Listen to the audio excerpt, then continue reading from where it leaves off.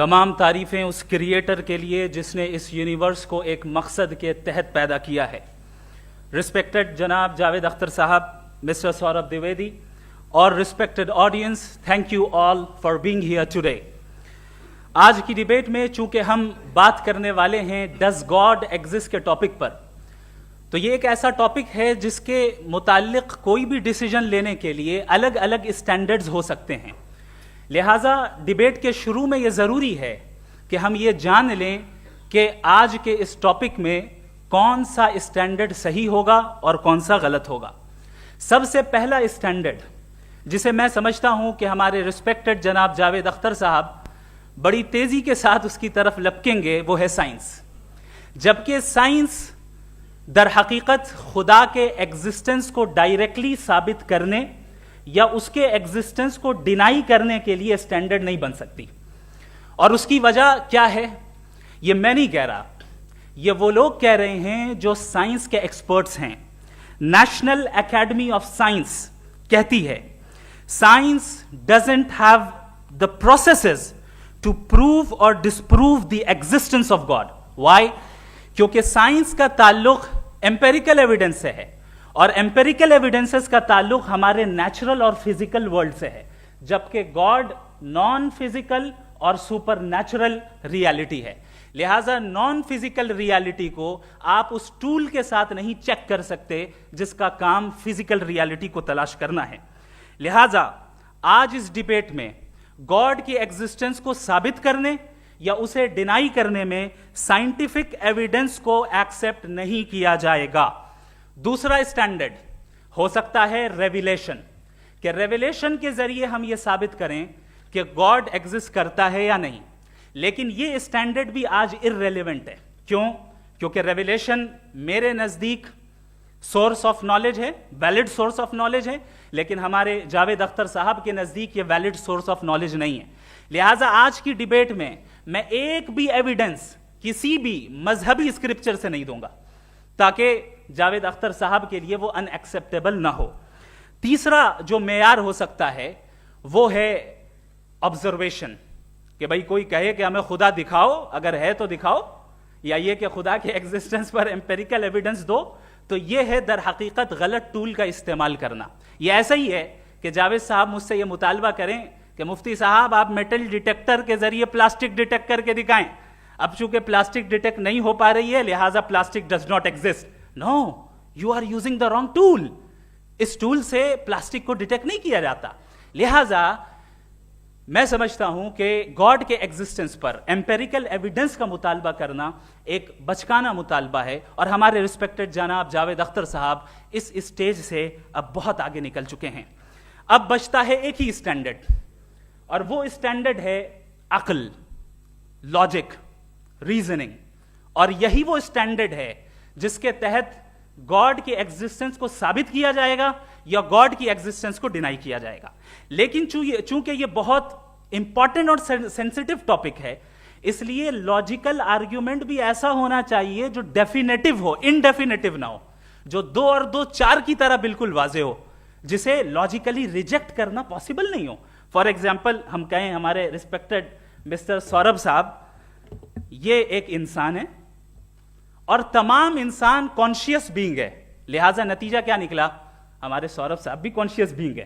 क्या ये indefinite argument है या डेफिनेट आर्ग्यूमेंट है? ये डेफिनेट आर्ग्यूमेंट है।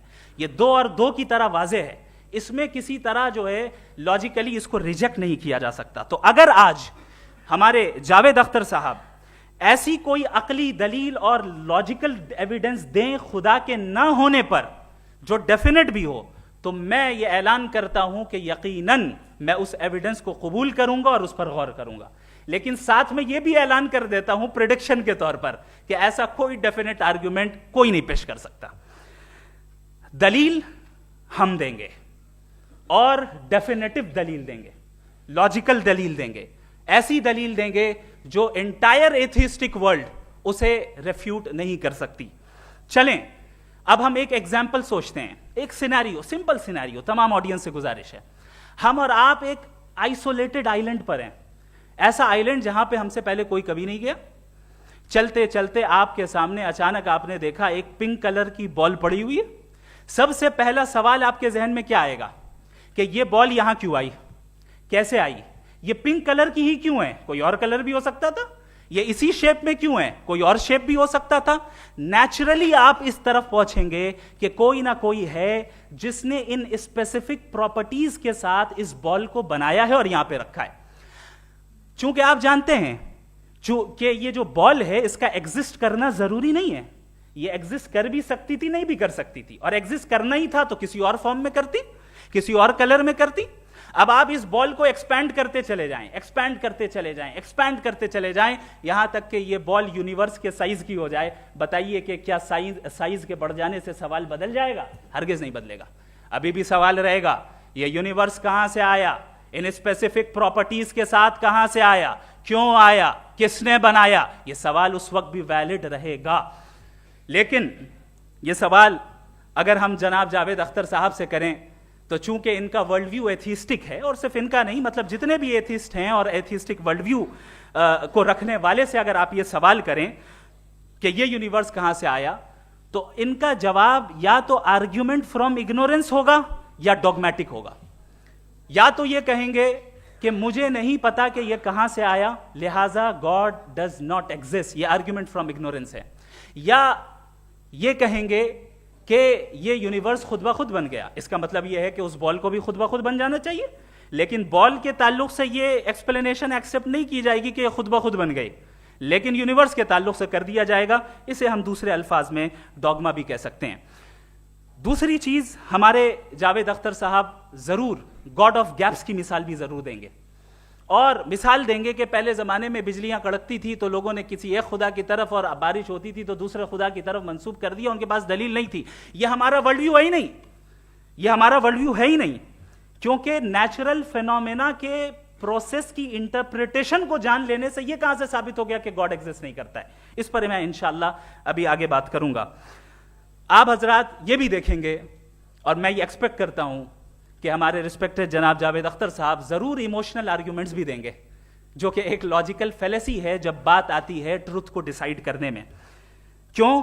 मिसाल के तौर पर वो कहेंगे कि अगर गॉड है तो ईविल क्यों एग्जिस्ट करता है, जबकि मैं कहता हूं ईविल का एग्जिस्ट करना गॉड के एग्जिस्ट करने की दलील है, उसके खिलाफ नहीं है। चूंकि अगर गॉड है तो हम सब उसके सामने अकाउंटेबल हैं, और अगर हम अकाउंटेबल हैं तो अकाउंटेबिलिटी के लिए ईविल का मौजूद होना जरूरी है, उसके बगैर हम अकाउंटेबल नहीं हो सकते। और अगर हम अकाउंटेबल नहीं हैं तो हम जनाब जावेद अख्तर साहब से पूछेंगे कि आप बताएं कि फिर सफरिंग इस दुनिया में क्यों है?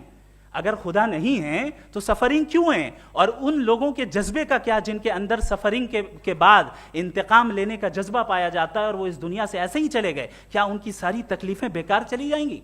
अब आ जाएं उसी एग्जाम्पल की तरफ कि बॉल, मुझसे अगर कोई पूछे इस बॉल को किसने बनाया, और या इस एक्सपेंडेड बॉल को किसने बनाया, मैं कहूंगा कि चूंकि ये यूनिवर्स और इस यूनिवर्स की तमाम चीजें कॉन्टिंजेंट हैं। कॉन्टिंजेंट होने का मतलब ये होता है कि जो अपने एग्जिस्टेंस पे किसी के ऊपर डिपेंड करती हो, तो जाहिर है ये यूनिवर्स कॉन्टिंजेंट है। और अगर कोई चीज कॉन्टिंजेंट नहीं है तो मैं रिक्वेस्ट करूंगा कि मुझे दिखा दें कि कौन सी चीज यूनिवर्स में कॉन्टिंजेंट नहीं है, हम भी जरा गौर कर लें और हम भी देख लें। और जब कॉन्टिंजेंट चीजें मौजूद हैं तो फिलोसोफर्स की इस्तिलाह के मुताबिक, हम उस टर्मिनोलॉजी के मुताबिक हम उस जगह तक पहुंचते हैं और उस हस्ती तक पहुंचते हैं जिसे नेसेसरी बीइंग कहा जाता है, कि ये वो नेसेसरी बीइंग है जिसका मौजूद ना होना नामुमकिन हो। क्योंकि अगर ये मौजूद ना हो तो सारी चीजें एग्जिस्टेंस में आएंगी ही नहीं, और ये सारी कॉन्टिंजेंट चीजें उसी के ऊपर डिपेंड करती हैं। अब अगर आप ये सवाल करते हैं कि फिर उस हस्ती को किसने बनाया, फिर उसका कॉज क्या है, फिर उसका कॉज क्या है, फिर उसका कॉज क्या है, और एंडलेसली चले जाएं, इसे हम कहते हैं इन्फिनिट रिग्रेस ऑफ कॉजेस, जो कि लॉजिकल फेलेसी है। कॉन्सेप्चुअली इन्फिनिटी पॉसिबल है। मिसाल के तौर पे न्यूमेरिकल्स 1 2 3 गिनते चले जाएं, इन्फिनिट नंबर्स हैं। मैं कॉन्सेप्चुअली बात नहीं कर रहा, प्रैक्टिकली रियलिटी में साबित करके दिखाएं कि infinite regress of causes possible हैं या नहीं। अगर पॉसिबल हैं तो हम मान लेंगे, मिसाल दे दें, और पॉसिबल नहीं है तो एक ही ऑप्शन बचता है जिसे हम कहते हैं नेसेसरी बीइंग। ऐसी नेसेसरी बीइंग जो इंडिपेंडेंट है, क्योंकि अगर वो डिपेंडेंट हुई तो वो नेसेसरी नहीं रहेगी। ऐसी इंडिपेंडेंट बीइंग जो इटर्नल है, अगर वो इटर्नल नहीं होगी, उसकी बिगिनिंग होगी तो वो खुद कॉन्टिंजेंट है। ऐसी बीइंग जो पावरफुल है, क्योंकि कॉन्टिंजेंट को एक्चुअलाइज करने के लिए पावर चाहिए। ऐसी बीइंग जो इंटेलिजेंट है और नॉलेजेबल है, क्योंकि ये यूनिवर्स स्पेसिफिक फॉर्म और स्पेसिफिक लॉज ऑफ नेचर के तहत प्रिसाइजली चल रहा है। Thank you. थैंक यू मुफ्ती साहब। मैं इन दलीलों के बाद जावेद अख्तर साहब से गुजारिश करूंगा, आप बैठ के बोलना चाहेंगे या वहाँ जी।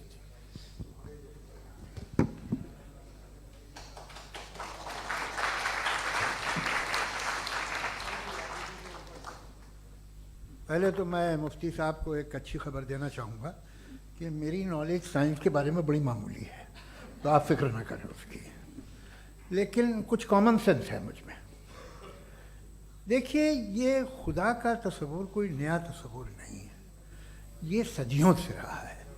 ये कुछ रिलीजन 3000 साल पुराने होंगे, 4000 साल पुराने होंगे, लेकिन इंसान कोई 10,000 12,000 साल से एग्जिस्ट करता है होमोसेपियन की शक्ल में, और हमेशा कुछ ना कुछ मज़हब रहे। ये मज़हब जाहिलों के नहीं थे, ये मज़हब एक ऐसी ग्रीक सोसाइटी के थे जहाँ बड़े बड़े फिलोसफर्स पैदा हुए। ये मज़हब इजिप्शियंस के थे जिन्होंने पिरामिड्स बनाए थे। ये रोमन्स के थे कि जिनका आर्किटेक्चर और सेनेट यानी पहली बुनियाद डेमोक्रेसी की लिमिटेड थी, मगर डेमोक्रेसी थी, ये उन लोगों ने किए थे।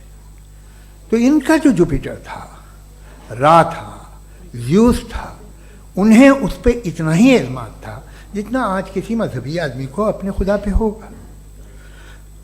क्रिश्चियनिटी आने से पहले यूरोप में एक मज़हब था जर्मेनिक रिलीजन। उसका एक खुदा था, उसकी एक बीवी थी, उसके 2 बेटे थे, एक बेटी थी। फिर जर्मनी में जब यूरोप में क्रिश्चियनिटी आई तो वो खुदा, उसकी बीवी और पूरे ख़ानदान चला गया। तो हमने, अगर हम हिस्ट्री देखें तो खुदा जो हैं वो ज़्यादातर फ़नी हैं, वो हमेशा रहे नहीं। और वो जो लोग इन्हें मानते थे उनको आप कहें वो तो जाहिल थे, उन्हें तो कुछ पता ही नहीं था, ऐसा नहीं है। वो अपने वक्त में बड़े काबिल लोग थे और अपने वक्त में उन्होंने बड़े बड़े काम किए हैं, फिलोसफर्स थे, साइंटिस्ट थे, लेकिन उनका मज़हब कहाँ गया, उनके खुदा कहाँ गए? आज जो खुदा हैं दुनिया में लोग उन्हें मानते हैं। आपको क्या मालूम कि कितने बरसों के बाद क्या होने वाला है? हम यूरोप में देखते हैं तो चर्च खाली हैं। तो वक्त के साथ चीज़ें बदलती हैं। जहाँ तक इसका ताल्लुक़ है मज़हबों का, हर मज़हब आपसे एक चीज़ मांगता है, फेथ। ये फेथ क्या चीज़ होती है? What is the difference between faith and belief? ये तो बहुत ही अहमखाना बात होगी कि कोई आदमी कहे साहब अगर खुदा है तो मुझे दिखाइए। ये तो जाहिलाना बात हुई। मैंने तो नॉर्थ पोल नहीं देखा है, मगर मैं मानता हूँ कि नॉर्थ पोल है। मैं क्यों मानता हूँ? इसलिए कि अगर ये दुनिया राउंड है तो उसका कोई टॉप होगा। कुछ लोग हैं जो वहाँ गए भी हैं, कॉमन सेंस कहता है कि ऐसा होगा, सबूत है, गवाह है, रीज़न है। तो ये मेरा फेथ नहीं है। तो फेथ में और बिलीफ में डिफरेंस क्या है? जो मजहब मांगता है आपसे, हर मजहब फेथ मांगता है। फेथ का मतलब ये है कि ना कोई गवाह हो, ना कोई सबूत हो, ना कोई रैशनल हो, ना कोई लॉजिक हो, ना कोई प्रूफ हो, मगर तुम एक बात को मानो। ये है फेथ। वरना बिलीफ होता।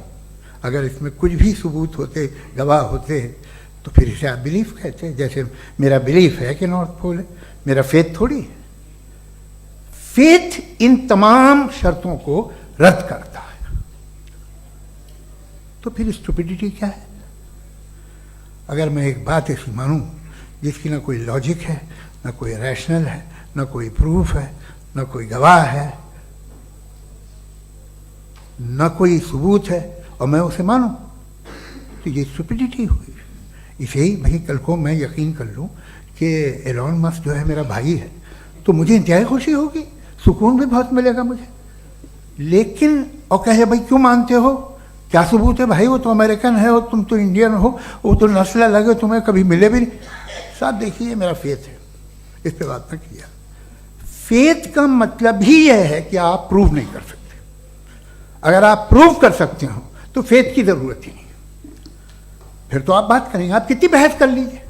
अल्टीमेटली दुनिया का हर मजहब फेथ पे टिका है, और फेथ का मतलब है एक ऐसा यकीन जिसका कोई सबूत, कोई गवाह, कोई रैशनल नहीं। अब आप ये कहें, क्या आप ये क्यों कह रहे हैं कि साहब ये कायनात किसने बनाई? कमाल ये है कि आपने बताया कि एक आइलैंड पे गए और एक बॉल देखी। आपने ये नहीं कहा कि आइलैंड किसने बनाया, आपको सिर्फ बॉल पे हैरत हुई। हमने आइलैंड पे हमने हैरत नहीं की, होते हैं आइलैंड। इसी तरह ये आइलैंड है, सितारे, ये गैलेक्सीज, ये सब आइलैंड हैं, खला में। हम उन्हें टेकन फॉर ग्रांटेड लेते हैं, हम पूछते नहीं किसने बनाए। आपने जजीरे के बारे में भी नहीं पूछा है। मेरी पैदाइश कैसे हुई? क्या मैं प्लान्ड पैदा हुआ था? I was plan to be born, या एक लकी स्पर्म था जो किसी एक से चिपक गया? मेरी पैदाइश रैंडम। और इंसाफ जिसे आप कहते हैं, इंसाफ का तो नेचर से कोई वास्ता ही नहीं है। जो आप कहते हैं कि एक दिन इंसाफ मिलेगा, इंसाफ is a human concept, nature में कोई इंसाफ नहीं। अगर शेर हिरन को खा जाता है तो उसे कोई सजा नहीं मिलती। अगर एक आंधी आती है और हरे भरे पेड़ों को उखाड़ के फेंक देती है तो आंधियों की जेल नहीं होती है। नेचर में इंसाफ नहीं, इसलिए मुझे नेचर को इंसाफ की जरूरत भी नहीं। नेचर तमाम एक है। अब हम कहें कि साहब ये देखिए जो मैंने खाना खाया था, ये मेरी आंख तो नहीं यूं कर दिया उसे, तो इसे सजा मिलनी नहीं, वो सिस्टम है, ऐसे ही चल रहा है। नेचर बगैर इंसाफ के है। इंसाफ इज अ ह्यूमन कॉन्सेप्ट। तो जो आपसे कहता है कि मैं तुम्हें इंसाफ दूंगा, वो इंसानी जहन की पैदावार है। ये नेचुरल है ही नहीं, ये आसमानी है ही नहीं। नेचर का तसव्वुर, इंसाफ का तसव्वुर। भाई आप साथ मिलते हैं, अब आप लेफ्ट हैंड ड्राइव कर लें, ये क्या है? तमाम सच, तमाम नेकी, तमाम शराफत लेफ्ट हैंड ड्राइव है।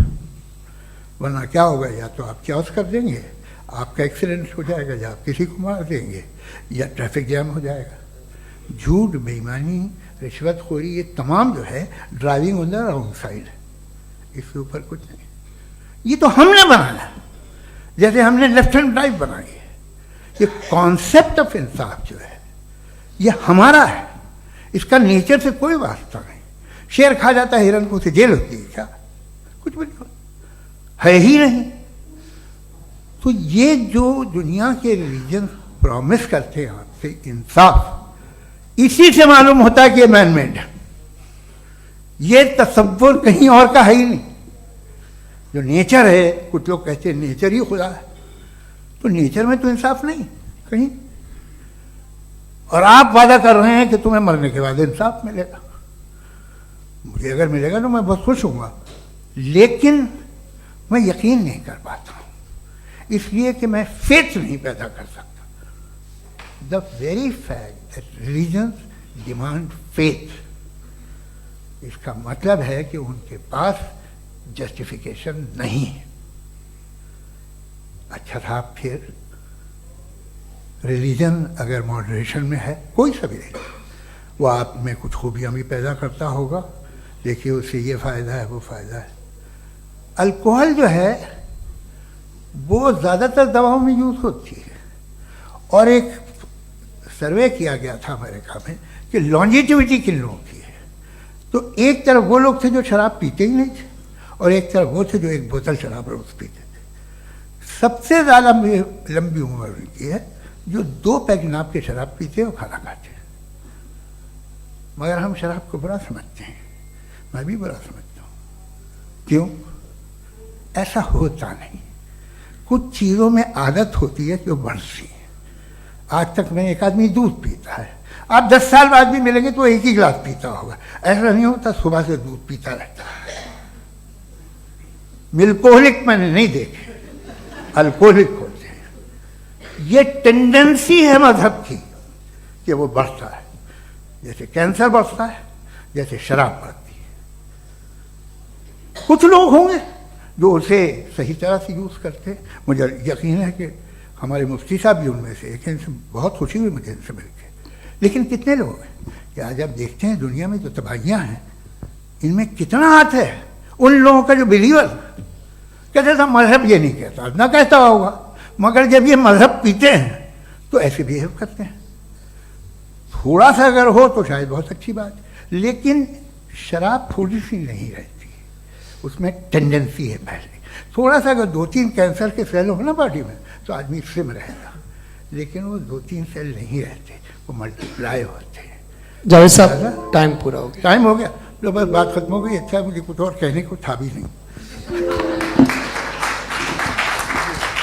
जी, मैं पहले जवाबी दौर के लिए इनवाइट कर रहा हूं मुफ्ती साहब को। Your rebuttal round 1, you have 7 minutes.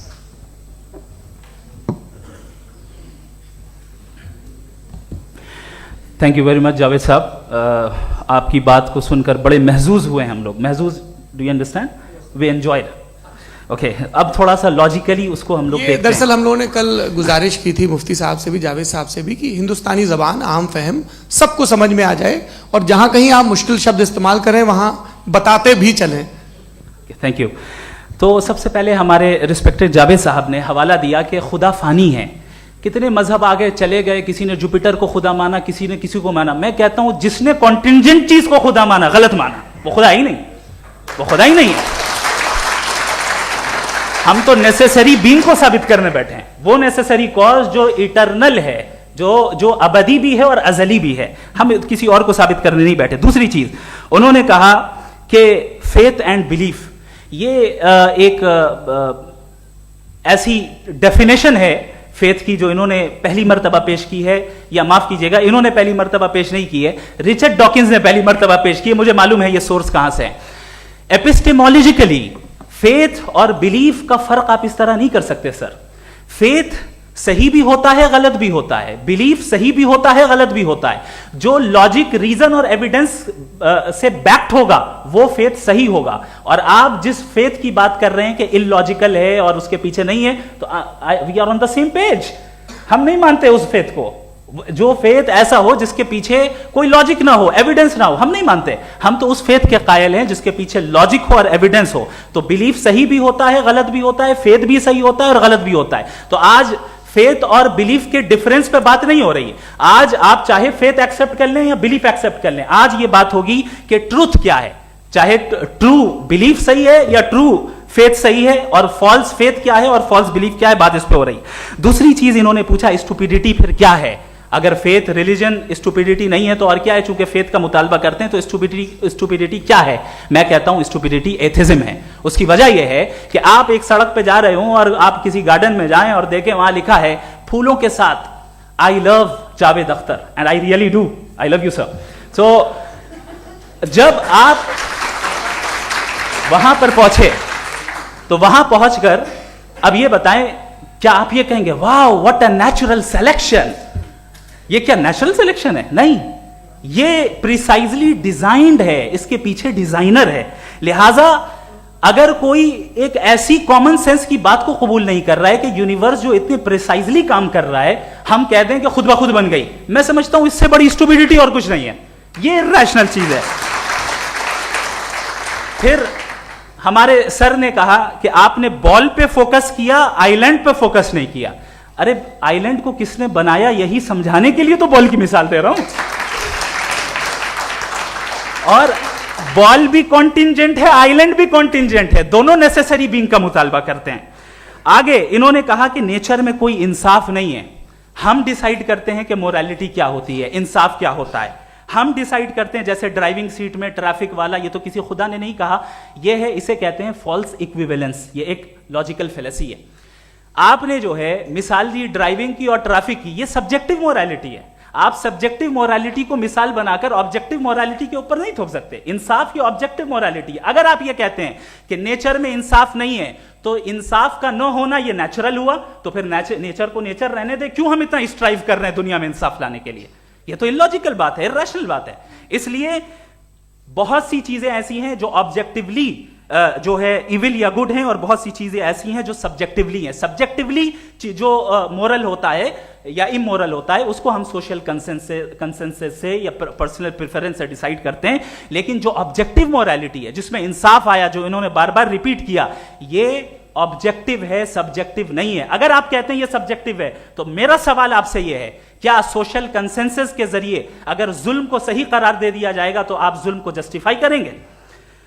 दूसरी चीज, इन्होंने ये कहा कि 2 पैक शराब पी लें तो वो उतने पे नहीं रहता, बढ़ जाता है। यही मामला मजहब के साथ है, 2 पैक आप पी लें बढ़ेगा।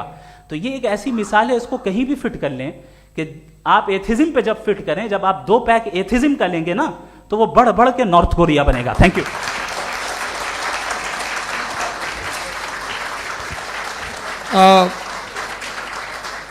फर्स्ट राउंड की रिबटल के लिए मैं जावेद साहब को इनवाइट कर रहा हूं। आपके पास 7 मिनट का वक्त है, रीसेट कर दीजिएगा प्लीज। मुझे इस बात की खुशी है कि मुफ्ती साहब ने भी मान लिया कि नेचर में कोई इंसाफ नहीं है। तो कोई भी चीज़ जो इंसान ने नहीं बनाई है उसमें इंसाफ नहीं होता है। एक बात मैं आपसे अर्ज़ करूँ, ज़रा पता लगा लीजिएगा, ये जो आप बाग में जाते हैं बेहद खूबसूरत फूल देखते हैं ना, इनमें से कोई नेचुरल नहीं है। ये सारे फूल क्रॉस करके बनाए गए हैं। जो जंगल में फूल होते हैं नहायत मामूली होते हैं, ये फूल इंसानों ने बनाए हैं। जो आप बाग में देख के वाह वाह कहते हैं, ये इंसानों के बनाए हुए हैं। डिफरेंट फूलों को क्रॉस करके, डेवलप करके, फिर क्रॉस करके इस तरह से बनाए गए। नेचुरल फ्लावर नहीं। किसी जंगल वीरान में जाके आप गुलाब के फूल नहीं देखेंगे। ये सब बनाए हुए इंसान ने, बहुत से काम इंसान ने किए हैं। बाकी है कि आपने मेरी एक बात का जवाब नहीं दिया, जिससे मुझे शिकायत है कि फेथ क्या है और आप फेथ मांगते क्यों हैं मुझसे? आप तो लॉजिकल हैं, आपके पास तो सारे रैशनल्स हैं, आपके पास सारे सबूत हैं, तो आपको फेथ की डिमांड क्यों करते हैं कि भाई तुम सरेंडर कर दो और सवाल मत करो? कोई मजहब सारे सवाल करने की इजाजत नहीं देता है और मना करता है कि ज़्यादा सवाल ना करो, बह जाओगे तुम। आप क्यों रोकते हैं? हकीकत यह है कि इंसानी तारीख क्या है। इंसानी तारीख ये है कि दुनिया में 2 तरह के लोग हुए हैं। एक वो जिन्होंने अपनी लाइल्मी की परस्तिश की है, दूसरे वो जिन्होंने अपनी इग्नोरेंस या लाइल्मी से झगड़ा किया है और मालूम किया है कि क्या है। ये जो आप कह रहे हैं, आज आप हैरान हैं कि भाई ये यूनिवर्स कैसे बनी। लोग हैरान थे कि सूरज डूबता है तो इधर से कैसे निकलता है। और आप एक कदम जाके हमेशा का मानने को तैयार है, एक कदम पीछे ही मान जाइए। भाई आप इसके बाद जाते हो, कहते सवाल ना करना कि ये कहाँ से आया, ये पावर तो हमेशा से हमेशा रहेगी। तो आप यूनिवर्स के बारे में मानने में क्या तकलीफ है? एक कदम पहले रुक जाइए। ये हमेशा से थी या नहीं थी, हमें मालूम नहीं है।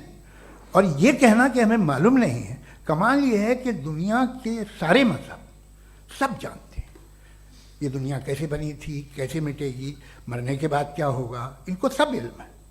इनको किसी को डायनासोर होते थे पहले ये नहीं पता था, किसी को नहीं पता। किसी भी दुनिया की मजहबी किताब में डायनासोर का जिक्र नहीं है। लेकिन बाकी सब बातें, how to make universe in 4 easy lessons and बाकी सब पता है। जिसको सब पता है वो गड़बड़ है। हम में ये इंकिसार, ये ह्यूमिलिटी होनी चाहिए कि हम ये कहें कि हमें ये बहुत सारी बातें नहीं मालूम, लेकिन हम उनकी परस्तिश न करना, अपनी लाइल्मी को की परस्तिश न करें, हम उसे पता लगाने की कोशिश करें। जिस दुनिया में आप बैठे हैं सर, ये हॉल जो है, ये इलेक्ट्रिसिटी जो है, ये माइक जो है, जिस हवाई जहाज से आप आए थे, वो जिस कार से आप यहाँ आए हैं, ये सब उन लोगों की बनाई हुई है जिन्होंने सवाल किए थे। ये दुनिया जिसमें आप आज आराम से हैं, ये उन लोगों की बनाई है कि जिन्होंने सवाल किए थे।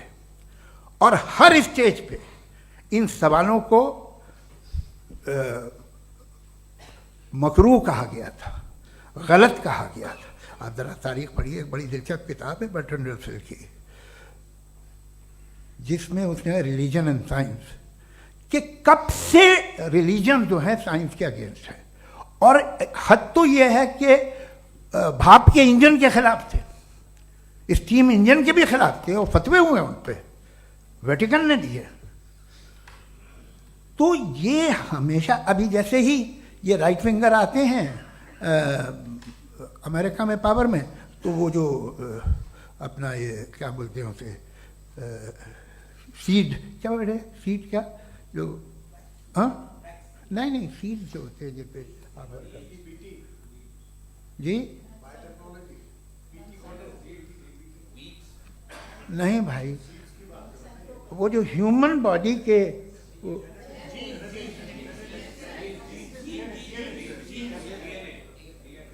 उस पर रिसर्च बंद हो जाती है, रिपब्लिकन नहीं करने देते। अरे भाई इतना डर क्या है तुम्हें? एक ज़माने में बहुत नाराज थे ये सारे मजहबी लोग कि ये इंसान तो इंसान बनाने की कोशिश कर रहा है। आपको क्या तकलीफ भाई, बना ले तो बना लेने दो, ये खौफ क्या है? और ये सब आज जो आप कह रहे हैं नामुमकिन है, ये कैसे हुआ? मुझे एक किस्सा याद आता है। जब मैं छठी क्लास में था तो मैं मैथमेटिक्स में बहुत वीक था, तो एक टीचर रख दिया गया, उसने 1 2 3 4 5 6 7 को सिखा दिया मुझे। वो दिन मैं भूल नहीं सकता हूँ मुफ्ती साहब, जिस दिन उसने ये बताया कि 1/2 क्या होता है और 3/4 क्या होता है, मुझे ऐसा लगा कि मेरा सर बीच से फट जाएगा। ये आदमी कह रहा है कि जो दीवार के अंदर जाओ वॉक करते हुए। आज हंसता हूँ मैं इस बात पे। तो आज जो बातें आपके जहन से बिल्कुल परे हैं और आप हैरान होते हो उन्हें देख के, एक वक्त आएगा कि मामूली लगेंगे। और हुआ है, आपकी इंसानी तारीख ही है। इतनी जल्दी सारे फैसले आप मत कर लीजिए, थोड़ा ये ह्यूमिलिटी रखिए कि भाई ये हमें नहीं मालूम। ये कहने में क्या आ रहा है? ये यूनिवर्स कहाँ तक फैली, ये कब से है और कब तक रहेगी, हमें नहीं मालूम। आपने फैसला कर लिया कब बनी।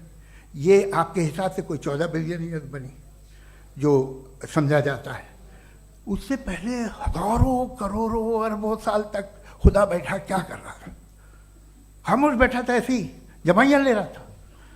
फिर उसे आइडिया आया, यार एक काम करते, वक्त अच्छा गुजर जाएगा, यूनिवर्स पर आपसे सोचिए।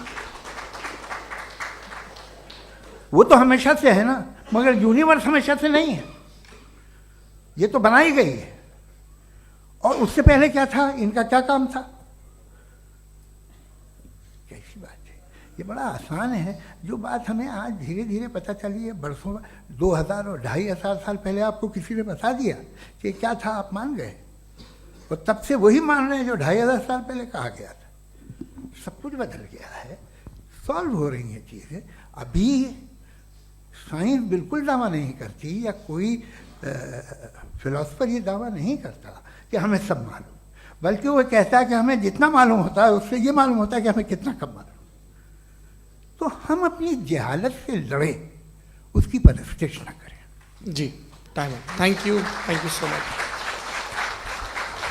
मैं तर्कों की श्रृंखला में राउंड 2 के लिए मुफ्ती साहब को आमंत्रित कर रहा हूँ। आपके पास एक बार फिर से 7 मिनट का वक्त है। शुक्रिया।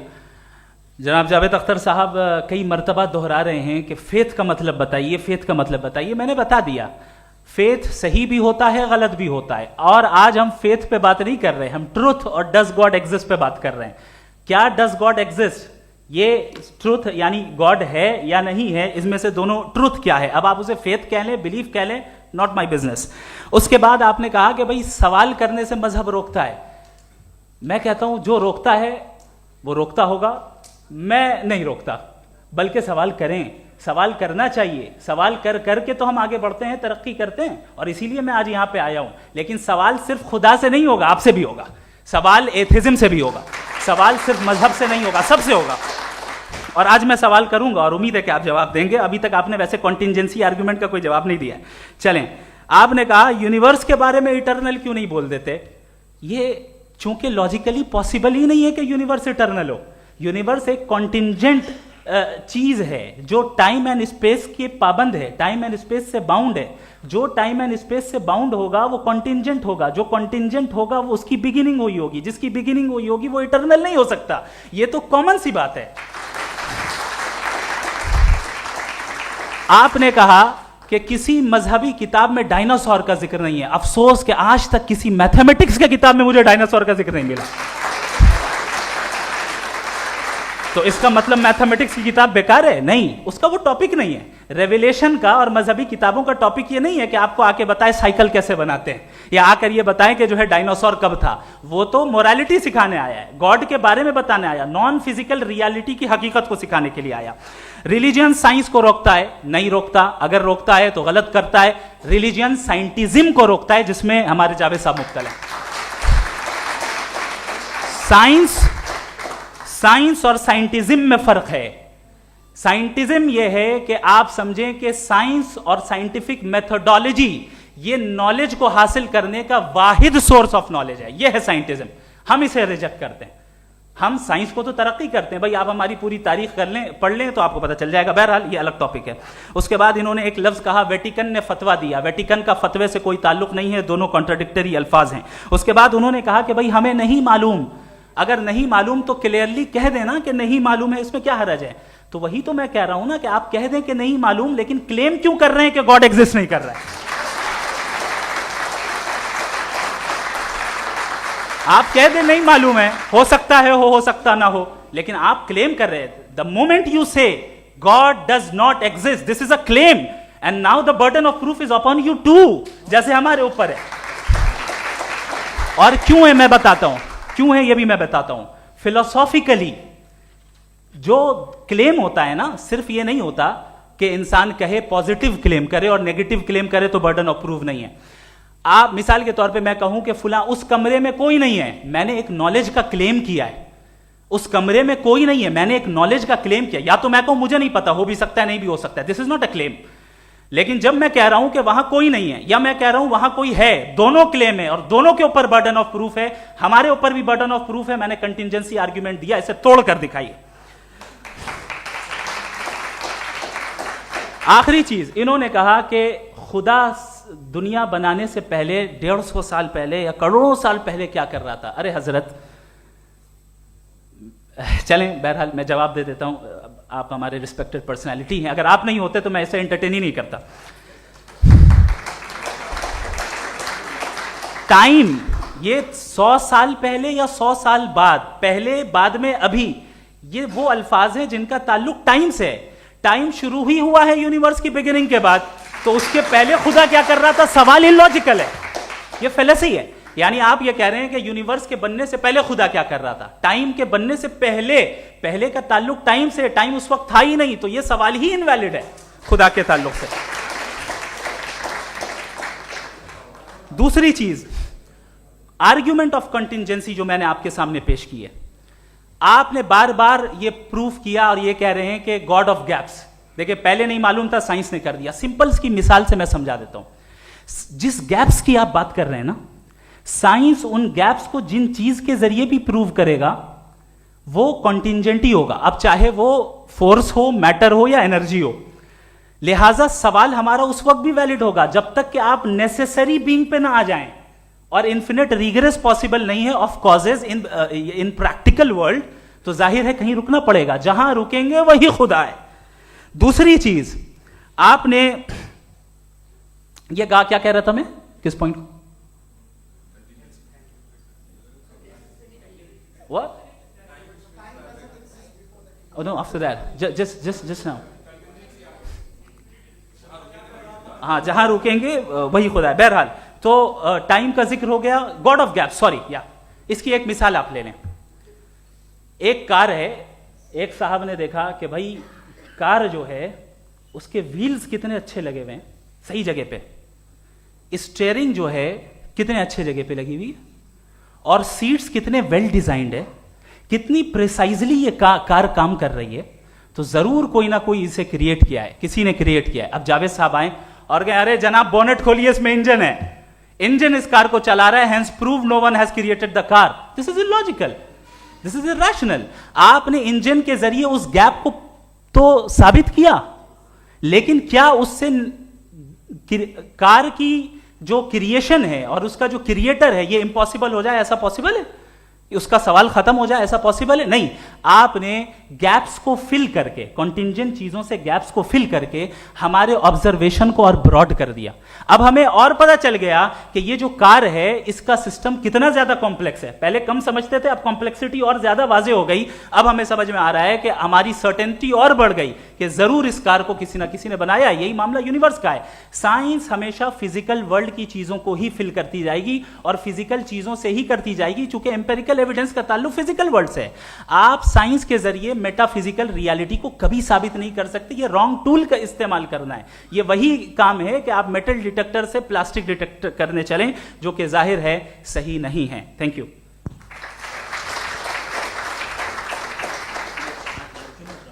जी, ये आर्ग्यूमेंट का राउंड 2 है। हाँ। 7 मिनट है। पहले तो मैं आपसे अर्ज करूं कि आपने कहा कि जब कायनात ही नहीं थी तो वक्त भी नहीं था, कुछ भी नहीं था। कैसे नहीं था? खुदा था।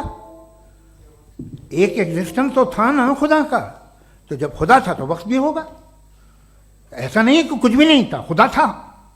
अच्छा, बाकी एक आपने कहा साहब आप साबित कीजिए, आपके पास भी लॉजिक है या मेरे पास भी लॉजिक है। आप मेरा जिम्मेदारी नहीं है साबित करना कि खुदा है।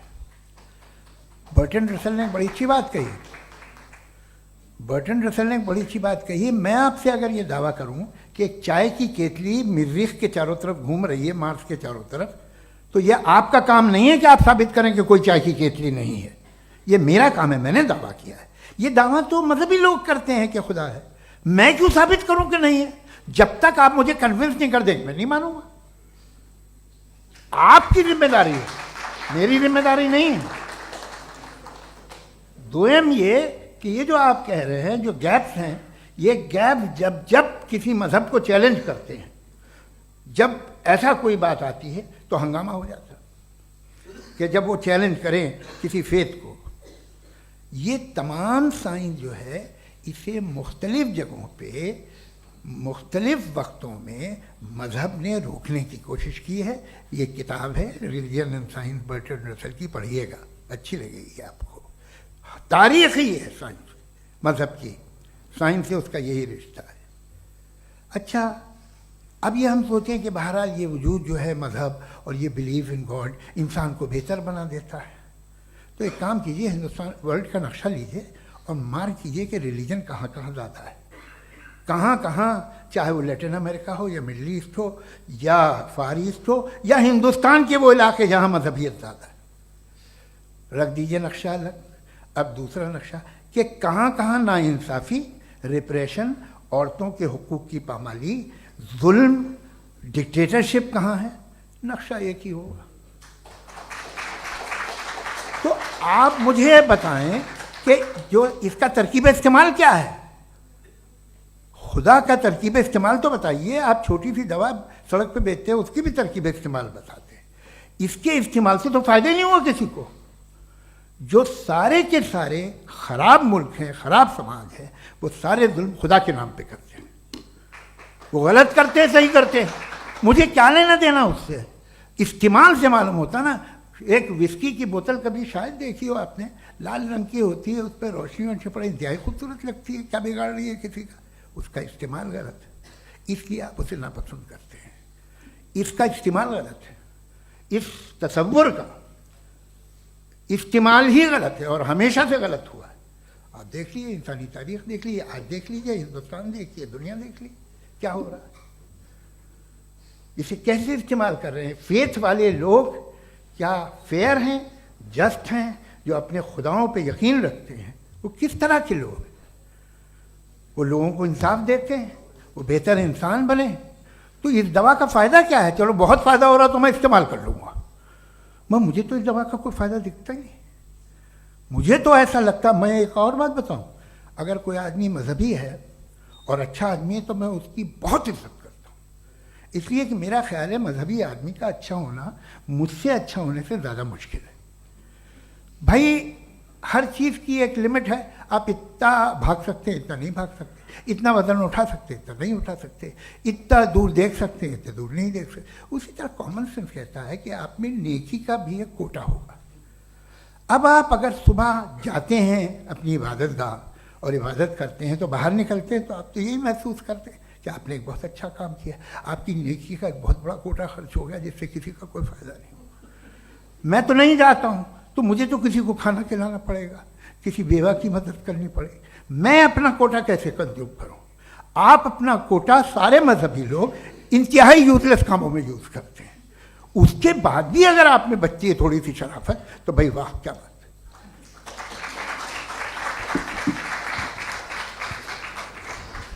एक तो मुझे ये बात बहुत अच्छी लग रही है कि दोनों ही विद्वान समय को मानते हैं और बहुत समय से अपनी दलीलें और बाज दफ़ा समय से पहले अपनी तकरीरें पूरी करके अपनी अपनी कुर्सी पर बैठ रहे हैं। ये इस आर्ग्यूमेंट का राउंड 2 पूरा हुआ। अब रिबटल का राउंड 2 है और उसके बाद क्रॉस एग्जामिनेशन होगा।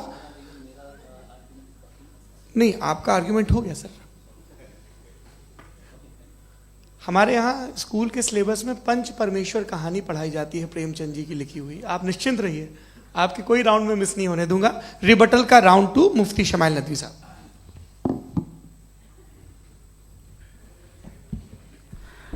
असल में जो हकीकी प्रॉब्लम है, असल प्रॉब्लम है, वो ये है कि जावेद साहब के पास कॉन्सेप्ट ऑफ गॉड क्लियर नहीं है। इन्होंने कहा कि कायनात से पहले खुदा तो था, तब भी तो टाइम होगा। ये टाइम कायनात का हिस्सा है। हम खुदा, उस खुदा को मानते हैं, नेसेसरी बीइंग का टाइमलेस होना जरूरी है, चूंकि वो टाइम का क्रिएटर है। जब उसने टाइम को क्रिएट किया तो वो खुद टाइम पे कैसे होगा? उसने जब स्पेस को क्रिएट किया तो खुद स्पेस में कैसे होगा? अगर वो टाइम एंड स्पेस को पहले से ही उसका पाबंद है तो फिर किस चीज को उसने क्रिएट किया? लिहाजा ये सवाल गलत है कि खुदा था तो टाइम होगा। बिल्कुल नहीं, टाइम के पाबंद हम हैं, खुदा नहीं है। हम फिजिकल वर्ल्ड से ताल्लुक रखते हैं, वो मेटाफिजिकल रियलिटी है। दूसरी चीज इन्होंने मिसाल दी कि चाय की केतली हवा में घूम रही होगी, और पता नहीं शायद वो बर्टन रसल का उन्होंने हवाला दिया। बहरहाल यही प्रॉब्लम है। प्रॉब्लम यही है कि हम चीजों के दरमियान डिफरेंशिएट नहीं कर पाते। ये जो आपने मिसाल दी ये इमेजिनेशन है, और मैं जो साबित कर रहा हूं वो लॉजिकल नेसेसिटी है। आप इमेजिन करने आए तो कुछ भी करें, जुपिटर में पिंक एलिफेंट होगा, यूनिकॉर्न होगा, करें, उससे कायनात पे क्या फर्क पड़ता है? उससे आप लॉजिकल नेसेसिटी साबित नहीं कर सकते। मैं तो उस प्राइम कॉज की बात कर रहा हूं, उस नेसेसरी बीइंग की बात कर रहा हूं जिसके बगैर इस कायनात का एग्जिस्टेंस मुमकिन नहीं है। दूसरी चीज, मजहब को साइंस चैलेंज करती है वगैरह वगैरह, ये हमारा टॉपिक ही नहीं है। मैं इस पे बात करूंगा तो फिर मेरा वक्त चला जाएगा। मजहब के ऊपर चूंकि हमारी डिस्कशन नहीं है, साइंस को मजहब और बिलखुसूस मैं और हमारा वर्ल्ड व्यू कम अज कम साइंस को पीछे नहीं करता है, साइंटिज्म की मजम्मत करता है। इसकी वजाहत मैंने पहले कर दी। दूसरी चीज इन्होंने कहा वर्ल्ड का नक्शा लीजिए, वर्ल्ड मैप लीजिए, 2 अलग अलग जगह की। हजरत, मैंने ये होमवर्क किया था और मैंने मिडिल ईस्ट का एक नक्शा लिया और यूरोप का एक नक्शा लिया। ये मजहबी इलाका और ये लिबरल और एथीस्ट इलाका। मुझे पता चला कि सबसे ज्यादा रेप केसेस जो हैं वहां पर है।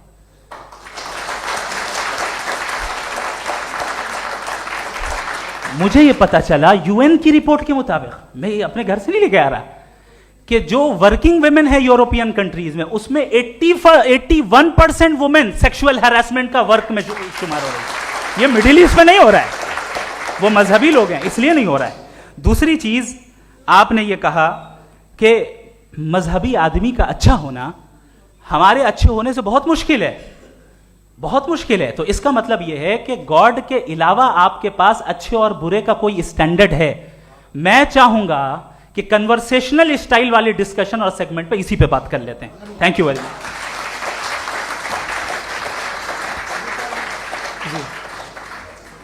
ये रिबटल का राउंड 2 है। आपके पास 5 मिनट का वक्त है और इसके बाद क्रॉस एग्जामिनेशन शुरू करेंगे। आप चाहें तो जो इन्होंने सवाल पूछे उनके जवाब आप रिबटल में भी दे सकते हैं। जी जी, देखिए, पहले तो ये बात कि ये मिसाल गलत है।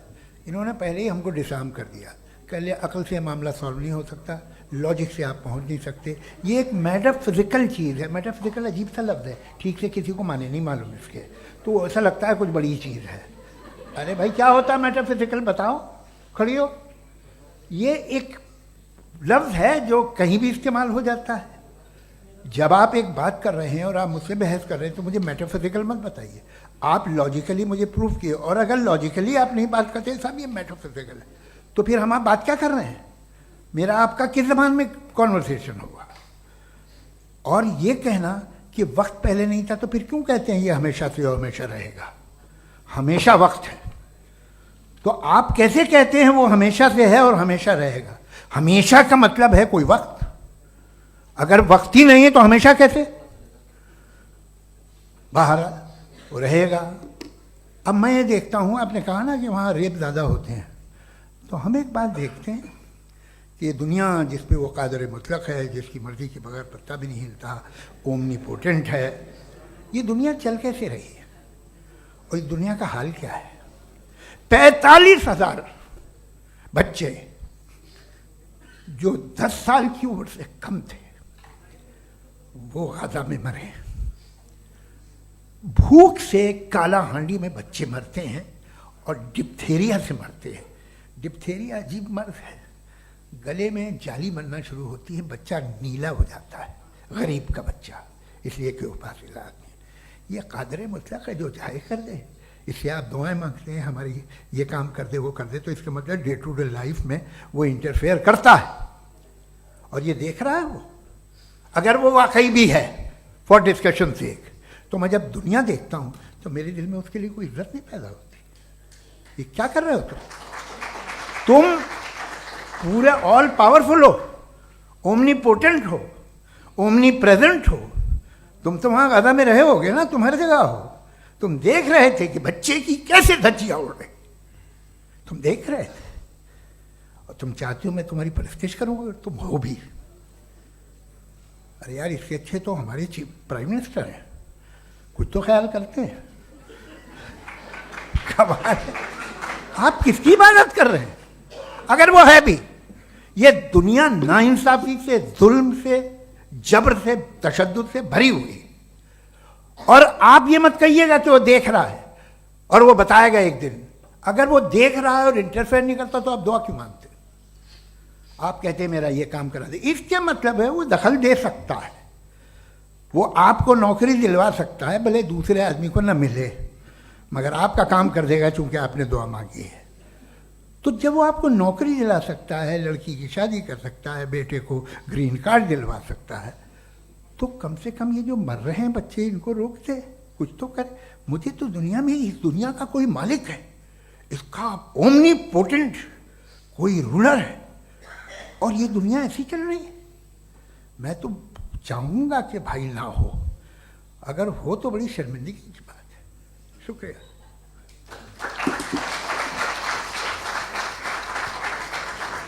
देवियों और सज्जनों, इस बहस के 2 राउंड और 2 रिबटल पूरे हो चुके हैं। अब सबसे ज़रूरी और सबसे मुश्किल राउंड शुरू हो रहा है, क्रॉस एग्जामिनेशन का। अब इन विद्वानों की सज्जनता की एक परख भी होगी और वक्त हमने 16 मिनट का तय किया है। पहला सवाल आप पूछना चाहेंगे? जी बिल्कुल। पहले बोले भी आपने। आप माइक ले लीजिएगा हाथ में, ये नीचे से ऑन जी। मैं बोलता हूँ, ये डायस हटा सकते हैं क्या हम थोड़ा क्विकली? डायस पीछे कर दीजिए बस थोड़ा सा, है, ताकि ये जो दाएं बाएं लोग बैठे हैं, इसे हटा दीजिए। अब हम वहाँ तो जाने वाले नहीं, आराम से आराम से, आराम से। दोनों तरफ से हटा दीजिए।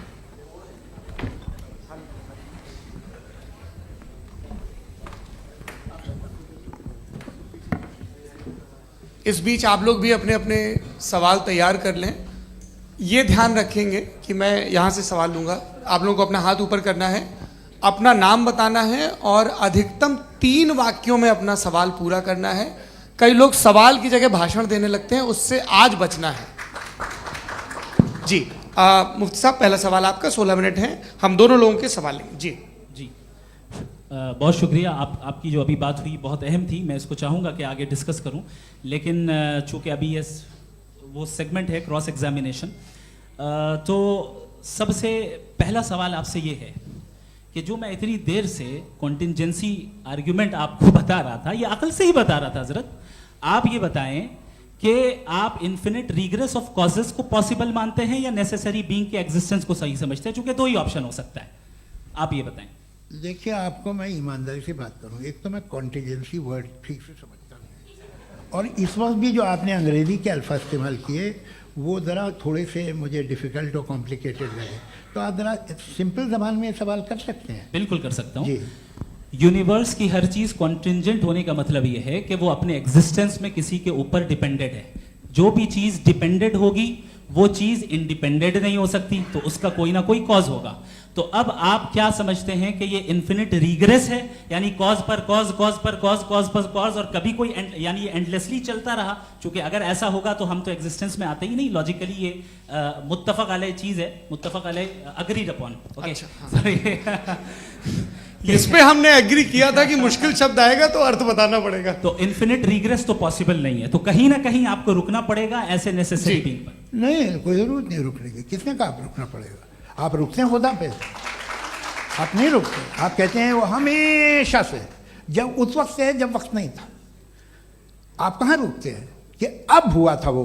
आप नहीं कहते। हम क्यों नहीं मान सकते कि यूनिवर्स जो है और बल्कि मल्टीवर्सेस जो है वो हमेशा से हैं, वो बनती है, सब बिगड़ती contingent है। एक हमारे यहाँ एक चीज़ है ब्लैक होल, वो समेट लेता है वापस, फिर ब्लास्ट होता है, फिर फैल जाता है।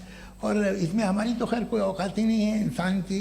एक छोटे से ज़र्रे पे हम 50-60 साल की उम्र रखते हैं, जो करोड़ों अरबों साल की कायनात है उसमें, और पैदा भी नहायत ही बेहुदा वजह से हुए थे। तो इसमें ये सोचना कि इसकी वजूहात और ये क्यों है, ये डिपेंडेंट है, ये हम देख रहे हैं। क्या मालूम, आप सोचिए कि ये जो फैल रही है कायनात, ये कहाँ फैल रही है, ये कहाँ जा रही है, और ये फैल क्यों रही है? अरे बना ली थी तुमने, रुको भैया, काफ़ी है। ये फैल क्यों रही है? ये और कौन सी कायनात जिसे मैं दूरबीन से देखता हूँ तो 2 बिलियन लाइट ईयर पे है, उससे मेरा कोई वास्ता ही नहीं है। 2 बिलियन ईयर यानी अगर मैं 80,000 माइल्स पर सेकेंड से चलूं तो 20 करोड़ साल में वहां पहुंच जाऊंगा। इसकी ज़रूरत क्या थी? ये दुनिया, ये कायनात तो इंसान अशरफुल मखलूक़ात के लिए बनाई गई ना। तो ये सब ये टर्म समझ में नहीं आया। इसमें कोई ख़ास समझने वाली बात थी भी नहीं। ये जो अल्टीमेट कहा यह जाता है कि ये जो पूरी यूनिवर्स है, ये जो दुनिया है, ये इंसान के लिए बनाई गई। अच्छा, ये सब इंसान के लिए। क्यों साहब, सही है ना? बिल्कुल, लेकिन इसका ये मतलब नहीं कि किसी चीज के पीछे रीजन आपको नहीं पता तो रीजन नहीं है। इसे कहते हैं नहीं, from limited perspective। मुझे नहीं पता, लेकिन मेरी जिम्मेदारी नहीं है। वो बिल्कुल सही कहा था उसने, बर्टन रसल ने। आपने उसे मजाक में टाल दिया कि भाई आप एक दावा कर रहे हैं, मैं क्यों कहूं कि ये गलत है दावा? आप प्रूफ कीजिए, मेरे पे जिम्मेदारी ही नहीं है, मैंने थोड़ी कहा है। आप प्रूफ कीजिए कि ये सही है। आप आर्ग्यूमेंट ऑफ कंटिंजेंसी आप का जवाब कोई ही नहीं दे सवाल रहे हैं। पूछना चाहेंगे? है? आप सवाल पूछना चाहेंगे मुफ्ती साहब से? क्योंकि ये क्रॉस एग्जामिनेशन का दौर है। आप जैसे पहले बोल रहे थे फेथ को लेके कुछ। मैं ये पूछना चाहूँगा कि खुदा ने जो भी रेवलेशन किए हैं, एक मज़हब के लिए बहुत से मज़हबों में किए हैं, अलग अलग रेवलेशन है। कहीं कुछ एक बातें हैं, कॉन्ट्रडिक्शन भी है आपस में, कहीं कुछ आप कर सकते हैं, कहीं कुछ नहीं कर सकते। ऐसा नहीं है कि सबकी कोड ऑफ मॉरल एक है। तो ये किस्सा क्या है? अब आप ये देखिए कि मुझे कभी कभी लगता है कि जो फुटबॉल फाइनल होता है, लाखों लोग होते हैं, फिर वो टीवी कवर कर करोड़ों लोग, अगर उसमें खुदा की एक बूमिंग आवाज़ आ जाती, मैं गॉड हूँ, तो सारे लोग अभी सुन लेते और टीवी पे भी सुन लेते, किस्सा खत्म होता। ये इतनी राजदारी क्या है कि तुम सामने कुछ तो सबूत दे दो हमें सॉलिड। ये कह साहब ये यूनिवर्स कैसे बनी, इससे मसला क्या हल होगा? मैं पूछूंगा आपसे खुदा कैसे बना? क्यों नहीं पूछूंगा कैसे बना? बल्कि वो तो कायनात से कहीं ज़्यादा इंटेलिजेंट है, कायनात से कहीं ज़्यादा कॉम्प्लेक्स। जी वो हमेशा से है, आप कहेंगे मैं मान लूँगा। अच्छा, दोयम वो कादिर मुखलक, यानी कादिर मुखलक का मतलब ओमनीपोटेंट, वो जो चाहे कर सकता है। आपको नौकरी दिलवा सकता है, आपकी अच्छी जगह शादी करवा सकता है, आपके पड़ोसी का मुकदमा हरवा सकता है, आपको जिता सकता है, सब काम करता है। थोड़ा सा माइक क्लोज जी। वो इस दुनिया को चला कैसे रहा है? ये दुनिया कैसे चल रही है? आपको इस पर हैरत नहीं होती? या क़यामत के बाद कभी एक जस्टिस होगा, जब ये बच्चा मर चुका होगा, जिसकी धज्जियाँ उड़ गई बम से, इसको इंसाफ मिलेगा तब? अच्छा, अब जवाब दूं? हाँ जी जी। मैं इसीलिए आप की तरफ सबसे पहले आपने रेवलेशन और स्क्रिप्चर्स की बात की, इस पे मैं बात कर सकता हूं लेकिन आज नहीं करूंगा चूंकि वक्त कम है, कभी और इस पे डिस्कस करेंगे। मैं तैयार हूं उस पे भी बात करने के लिए। ये क्योंकि अभी हमारा से topic- राउंड 2 की भूमिका तय हो रही है। Does God exist round 2? जी चूंकि आज गॉड के एग्जिस्टेंस पे बात है तो मैं उसी के रिलेटेड जो है आपके सवालात को एंटरटेन भी करूंगा और मैं भी पूछूंगा। आपने कहा कि आपने साबित ही नहीं किया, जबकि आर्ग्यूमेंट ऑफ कॉन्टिंजेंसी बुनियादी आर्ग्यूमेंट है। आप मुझे कॉन्टिजेंसी का मतलब बताइए, आपका मतलब क्या है कॉन्टिजेंसी? कॉन्टिंजेंसी का मतलब यह हुआ कि हर वो वजूद जो किसी भी चीज का पाबंद है, हर वो वजूद या हर वो चीज जो अपने एग्जिस्टेंस में किसी भी चीज के पाबंद है और उससे बाउंड है, उसको उसकी जरूरत है, उस पर डिपेंड करती है, तो जाहिर सी बात है कि उसका कोई ना कोई कॉज होता है। ये तो अक्ल की बात है। ये आप रीजनिंग की बात करते हैं, मैं वही कर रहा हूं। दूसरी चीज आपने ये बात कही कि इतने बिलियन लाइट ईयर्स दूर है, उसका मेरा क्या लेना देना। फिर मेरे ख्याल से आपको ये नहीं कहना चाहिए I think therefore I am an atheist. आपको सोचना चाहिए, सिर्फ आप एक लिमिटेड दायरे में रहकर नहीं सोचें बल्कि बाहर निकलकर सोचें। आपने तीसरा सवाल किया, आपने 2-3 सवाल एक साथ किए। ऐसी बातें ना कीजिए, कुछ लोगों को इतराज हो जाएगा आप पे कि आप कुछ भी सोचिए। ये इजाजत आपको है नहीं, मुझे है।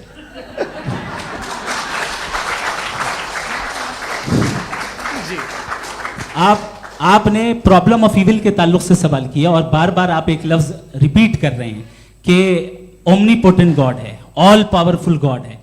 यही तो दरअसल समझना है कि गॉड का कॉन्सेप्ट क्या है। प्रॉब्लम ऑफ इविल जो है, प्रॉब्लम ऑफ इविल दर हकीकत 2 असम्पशंस पर कायम है। अगर आप इन 2 असम्पशंस को समझ जाएं तो ये प्रॉब्लम नहीं रहेगी, आर्ग्यूमेंट आपको समझ में आ जाएगी कि ये कोलैप्स कर जाता है। पॉइंट नंबर 1, यानी जो आपका सबसे पहला फॉल्स असम्पशन है कि गॉड मर्सीफुल है, ओमनीपोटेंट है, दुनिया में जुल्म हो रहा है।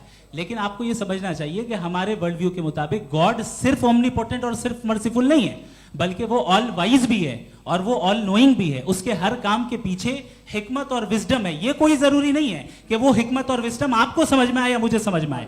अगर आप जो समझ रहे हैं उसके मुताबिक आप फैसला कर रहे हैं, ये लिमिटेड पर्सपेक्टिव से आर्ग्यूमेंट है। और इस चीज को हम अपनी दुनिया में, अपने लाइफ में, डेली लाइफ में इस प्रिंसिपल को एक्सेप्ट करते हैं। हम जब किसी डॉक्टर के पास जाते हैं, डॉक्टर के पास जाकर वो अगर उसने हमें कोई दवाई दी है तो हम ये तो नहीं कहते कि जब तक आपके पास जितना नॉलेज और जितना विजडम नहीं है, आपने क्यों ये दवाई दी है, तब तक हम इस चीज को एक्सेप्ट नहीं करेंगे।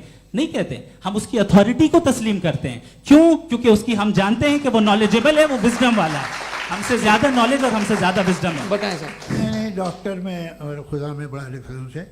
डॉक्टर पढ़ा लिखा होता है, एक तो मैं उसकी बात सुनूंगा। 2 ये नहीं, कुछ जवाब तो ये भी नहीं है सर प्लीज, आप अगर सब ऑडियंस से बोलने लगेंगे तो फिर मतलब नहीं सिविलाइज्ड बहस का। मतलब आप ये कहें कि चूंकि आप डॉक्टर पे बिलीव करते हैं इसलिए खुदा पे बिलीव किए, क्या ये मिसाल आपको समझाने के लिए आर्ग्यूमेंट है, इस पे आपको एतराज नहीं है। तो सिंपल बात ये है कि मैं अगर ये यकीन कर लूँ कि एक ओमनीपोटेंट, उसकी मसलहत है, ये जो बच्चे मर रहे हैं ये मसलहत है उसकी, मुझे नहीं चाहिए थी मसलहत। उसकी मसलहत नहीं, यही तो समझना है, मतलब एक्सपीरियंस। अच्छा, इस आपने अभी मेरी बात पूरी सुनी नहीं। मैंने कहा आपका पूरा आर्ग्यूमेंट 2 फॉल्स असम्पशंस पर है। एक फॉल्स असम्पशन मैंने बता दिया, दूसरा फॉल्स असम्पशन ये है कि इस दुनिया में इविल के होने का कोई गुड रीजन नहीं है, जबकि हमारे पास बाज रीजंस मौजूद हैं, हमारे पास बाज वजूहात मौजूद हैं। अगर इस दुनिया में इविल ना हो तो आप गुड को डिफाइन कैसे करेंगे? अगर जुल्म ना हो आप इंसाफ को समझेंगे कैसे? अगर तारीकी ना हो तो आप लाइट को समझेंगे कैसे? बहुत अच्छे। अभी और सुन लें, अभी और बाकी है। ये तो बात बहुत पसंद आई साहब मुझे कि जब तक रेप ना हो तब तक औरतों की इज्जत का ख्याल आपने मेरा जवाब पूरा सुना ही नहीं। जब तक के बच्चों का कत्ल ना किया जाए तब तक आपको बच्चों की मासूमियत की इज्जत। आपने पूरा जवाब सुना ही क्या बात है, क्या आपने नुक्ता निकाला? आपने पूरा जवाब सुना ही नहीं। आप सुन लें, मेरी बात सुन लें। ये मैंने आपको एक चीज बताई। दूसरी चीज, इस दुनिया में हम आए हैं टेस्ट के लिए, हमारा टेस्ट हो रहा है और हर इंसान का अलग अलग अंदाज में टेस्ट होता है। और इस दुनिया में अगर इविल मौजूद है तो वो इविल जरिया है हमारे अंदर ह्यूमन नोबल क्वालिटीज को डेवलप करने का और अलग अलग फील्ड में प्रोग्रेस करने का। और अगर हमारे अंदर और इस दुनिया में इविल नहीं होता तो बताइए टेस्ट का मतलब क्या होता? अगर मैं अपने स्टूडेंट को एमसीक्यूज दूं और उसमें सिर्फ राइट आंसर लिख कर दे दूं और कहूं तुम्हारा टेस्ट हो गया, ये मीनिंगलेस है। इस दुनिया में अगर हम टेस्ट के लिए आए हैं तो जाहिर है गुड एंड इविल दोनों मौजूद है। तो अगर गुड एंड इविल दोनों मौजूद है तो ये इविल भी खुदा का बनाया हुआ है। जी हाँ, खुदा का बनाया हुआ है, लेकिन अच्छा, चलो अच्छी बात। जी बिल्कुल, तो बिल्कुल खुदा ने मतलब बनाया है। अभी तो ये है कि जो मेजॉरिटी है दुनिया में वो इविल है, तो ये खुदा एक्चुअली इविल के साइड पे लग रहा है मुझे। बिल्कुल भी नहीं, मैं बताता हूं। मेजॉरिटी में तो वो है।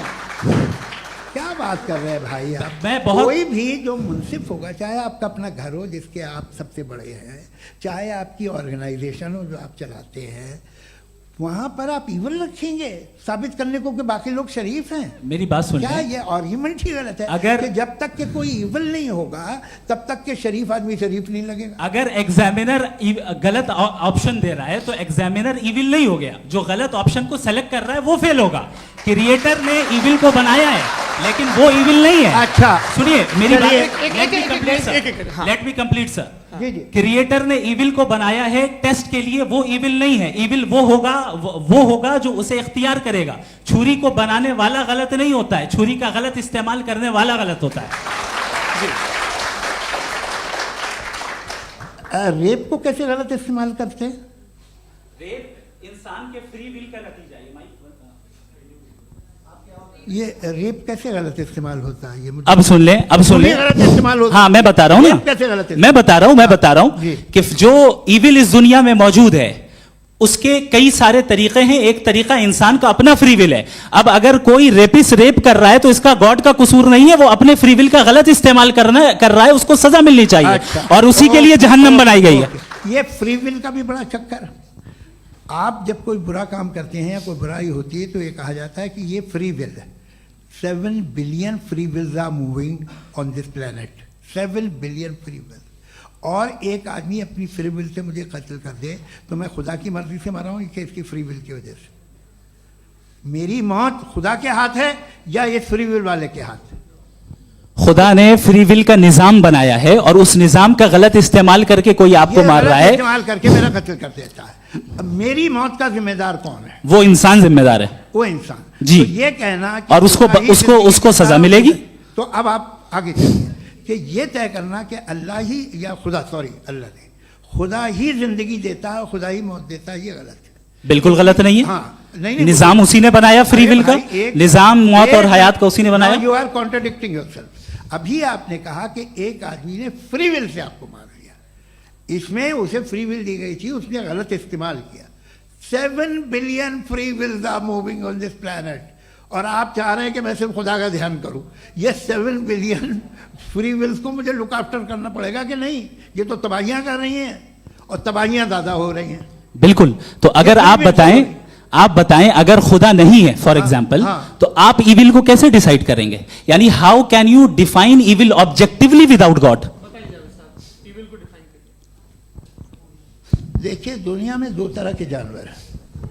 एक जो अकेले रहते हैं जंगल में और एक जो ग्रुप्स में रहते हैं। ग्रुप में जो भी रहेगा, चाहे वो आपका फाउंडेशन हो, चाहे कोई क्लब हो, चाहे कोई पॉलिटिकल पार्टी हो, चाहे कोई यूनिट हो, उसमें आपको इंटरैक्ट करने के रूल बनाने पड़ेंगे। यानी लोग तय करेंगे। लोग तय करेंगे। अगर लोगों ने यह तय किया कि किसी का रेप करना सही है, आप जस्टिफाई करेंगे? नहीं, आपका फाउंडेशन तो ये हो गया ना कि लोग ही विल डिसाइड दुनिया करेंगे। में- नहीं, अरे दुनिया में ऐसे ग्रुप्स हैं जो रेप को जायज़ मानते हैं सर्टन हालात में। मैं डिटेल में नहीं जानूंगा, आप भी जानते हैं।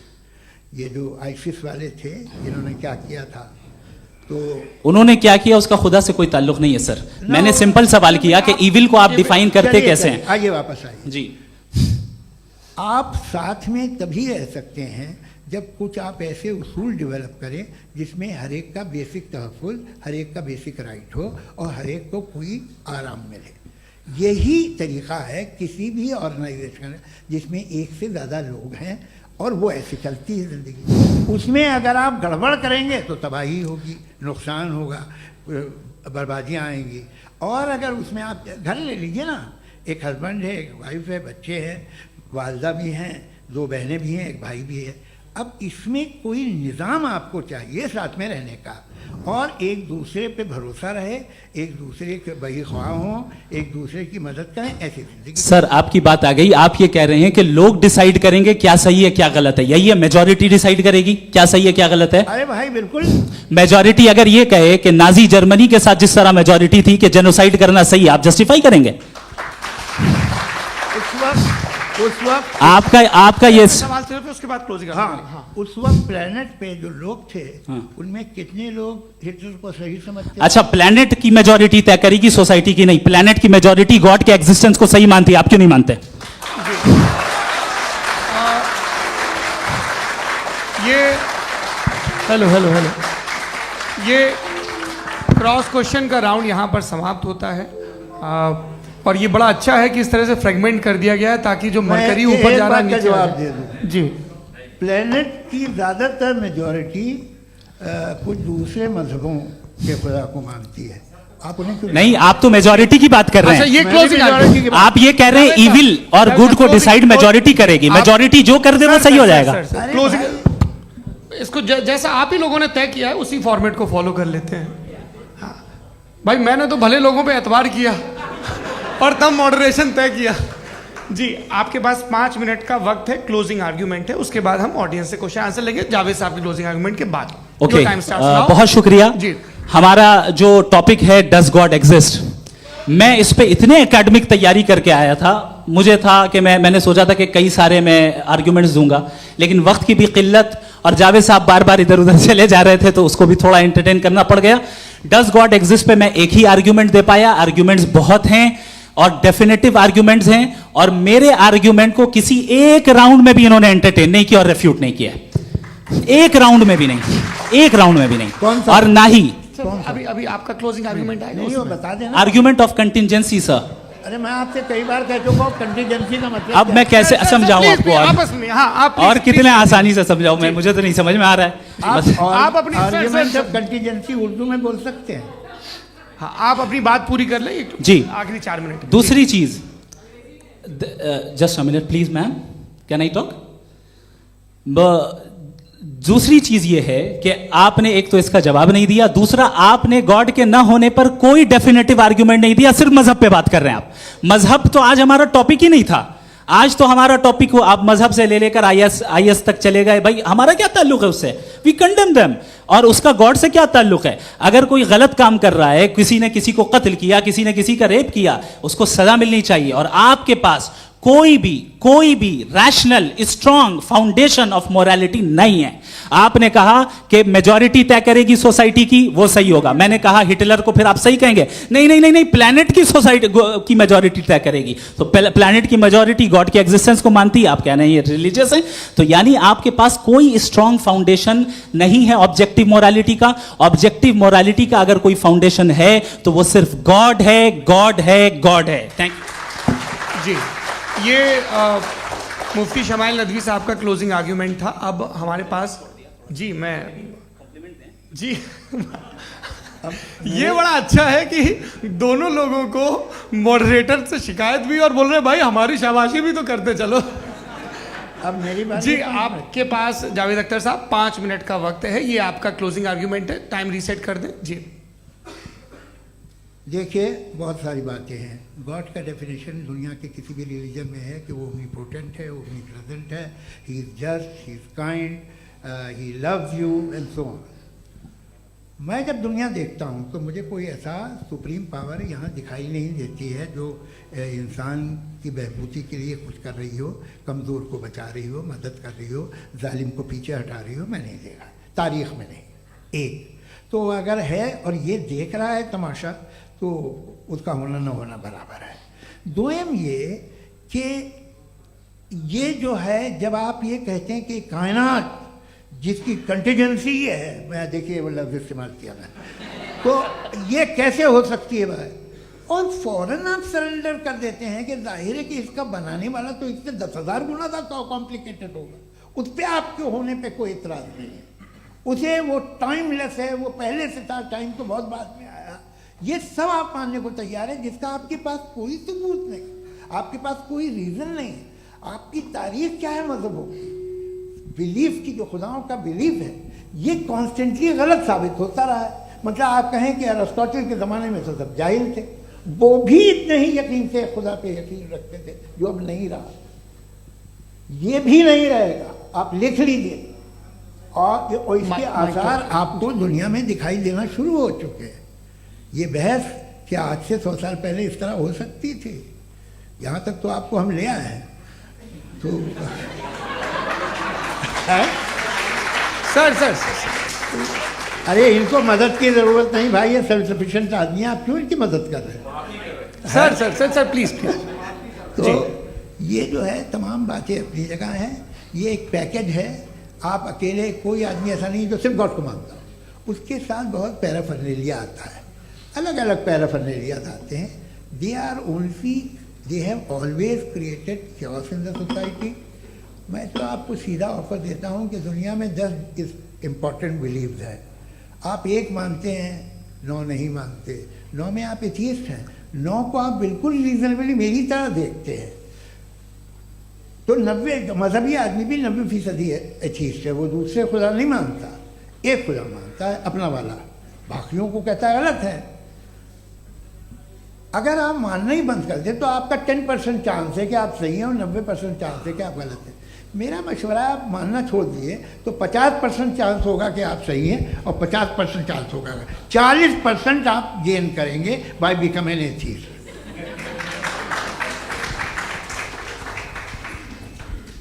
ये एक फरसूदा ख्याल है, ये ख़त्म हो रहा है। हो सकता है मेरी ज़िंदगी में ना हो, लेकिन ये हो जाएगा। जो बातें ये इनको आप मेटाफिजिकल ये वो ऐसे रिस्पेक्टेबल टर्म दे दिए, ये तो उन लोग के हैं जिन्हें ना फिजिक्स मालूम थी ना मेटा मालूम था, ये उन्होंने आपको दिए हैं। जी बहुत शुक्रिया आप दोनों लोगों का। और अब इस बातचीत का आखिरी राउंड शुरू होगा, डज गॉड एग्जिस्ट की ये बहस मुफ्ती शमाइल नदवी और जावेद अख्तर साहब के बीच। आप लोग अपने अपने हाथ ऊपर करेंगे, मैं यहाँ से तय करूँगा। और माइक हमारे पास है क्या? एक ही माइक है ऑडियंस के लिए? 2 माइक है, एक इस तरफ एक इस तरफ, ठीक है। तो जी सबसे पहले हमारी सहयोगी हैं मारिया शकील जी, पूछिए सवाल। थोड़ा सा रुकेंगे ताकि कैमरे का फ्रेम आप पर आ जाए, आपकी तो प्रैक्टिस है टीवी की। जी नदवी साहब, मैं खुदा को मानती हूँ, पहले मैं इसी प्रमाइस से शुरू कर रही हूँ और ये बता रही हूँ आपको, मैं मानती हूँ। लेकिन कुछ सवाल हैं जो जावेद साहब ने उठाया, उसका जवाब आपको देना चाहिए। पहला सवाल ये कि गज़ा में सालों से छोटे बच्चे मर रहे हैं, वो उनको, अगर खुदा मर्सीफुल है, हम मानते हैं कि अल्लाह ताला में बहुत ताकत है, तो वो बच्चे क्यों मर रहे हैं?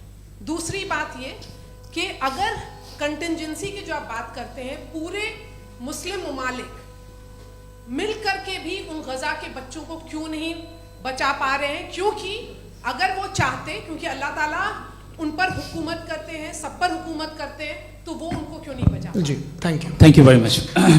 बहुत अच्छा किया आपने इस चीज़ को जिक्र कर दिया, मैं इसको और अच्छे से एक्सप्लेन करने की कोशिश करता हूँ।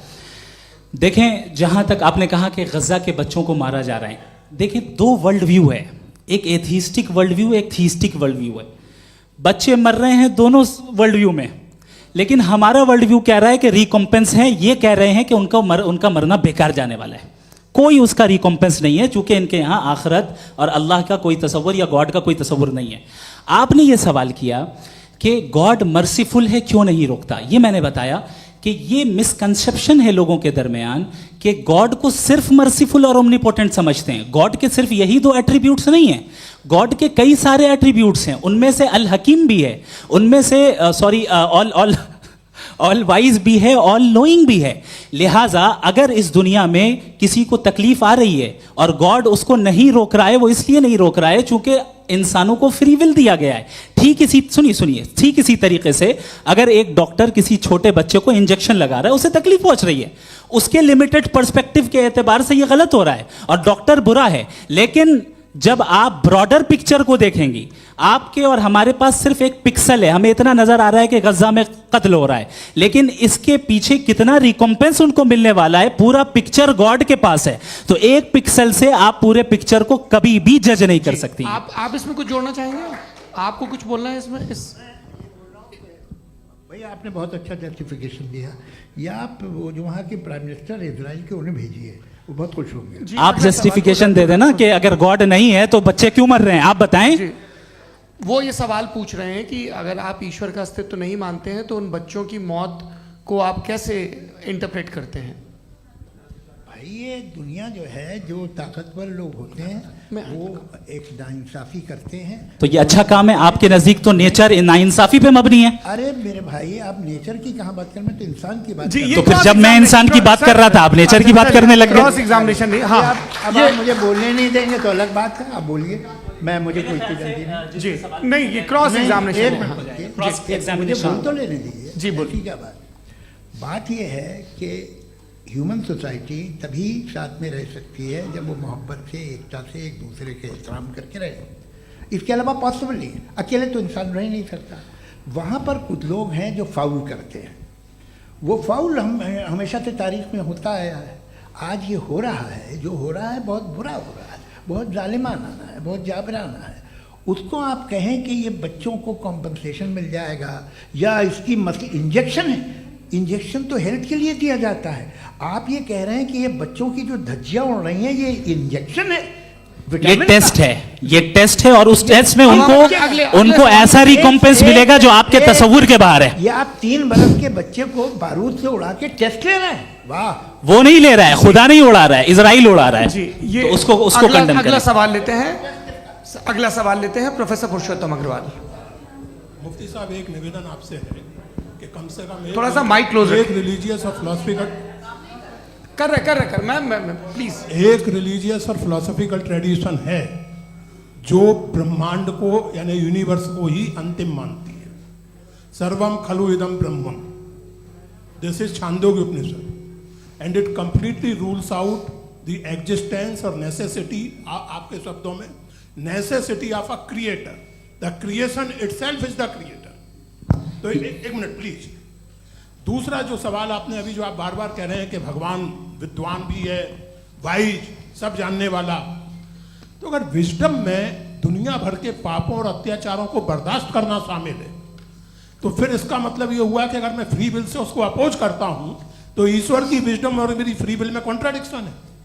Because when I am opposing whatever is happening in Gaza, then I am opposing the God's will और गॉड्स विजडम। जवाब लेते हैं क्योंकि तो गॉड की विजडम में, एक मिनट सौरभ प्लीज सर, ये एक जुमला, गॉड की विजडम है कि गाजा में जो कुछ हो रहा है वो हो रहा है, मैं उसको अपोज कर रहा हूं तो मैं गॉड की विजडम के खिलाफ जा रहा हूं। एक सवाल। दूसरा ये नहीं, आपने दो ऑलरेडी।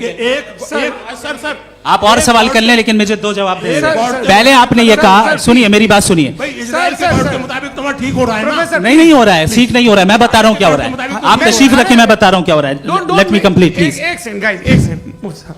ये देखिए, ऐसा है कि ये सब बड़ा आपस में विचार विमर्श के बाद ये तय हुआ था कि कुछ नियम बना लिए जाएं ताकि एक टाइम बाउंड बातचीत चले।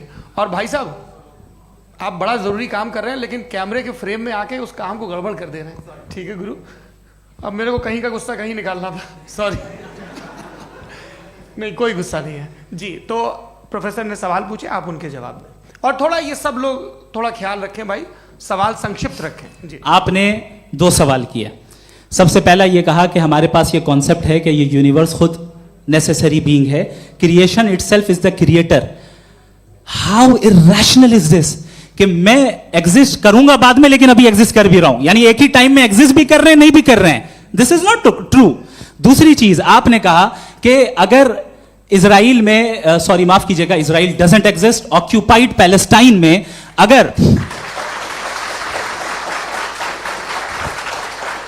अगर ऑक्यूपाइड पैलेस्टाइन में बच्चों को मारा जा रहा है फ्री विल की वजह से और गॉड नहीं रोक रहा, ये कॉन्ट्रडिक्शन है। ये बताइए कि एक एग्जाम में एक बच्चा गलत आंसर लिख रहा है, सुनिए, एग्जामिनर चाहे तो रोक सकता है, क्यों नहीं रोक रहा है?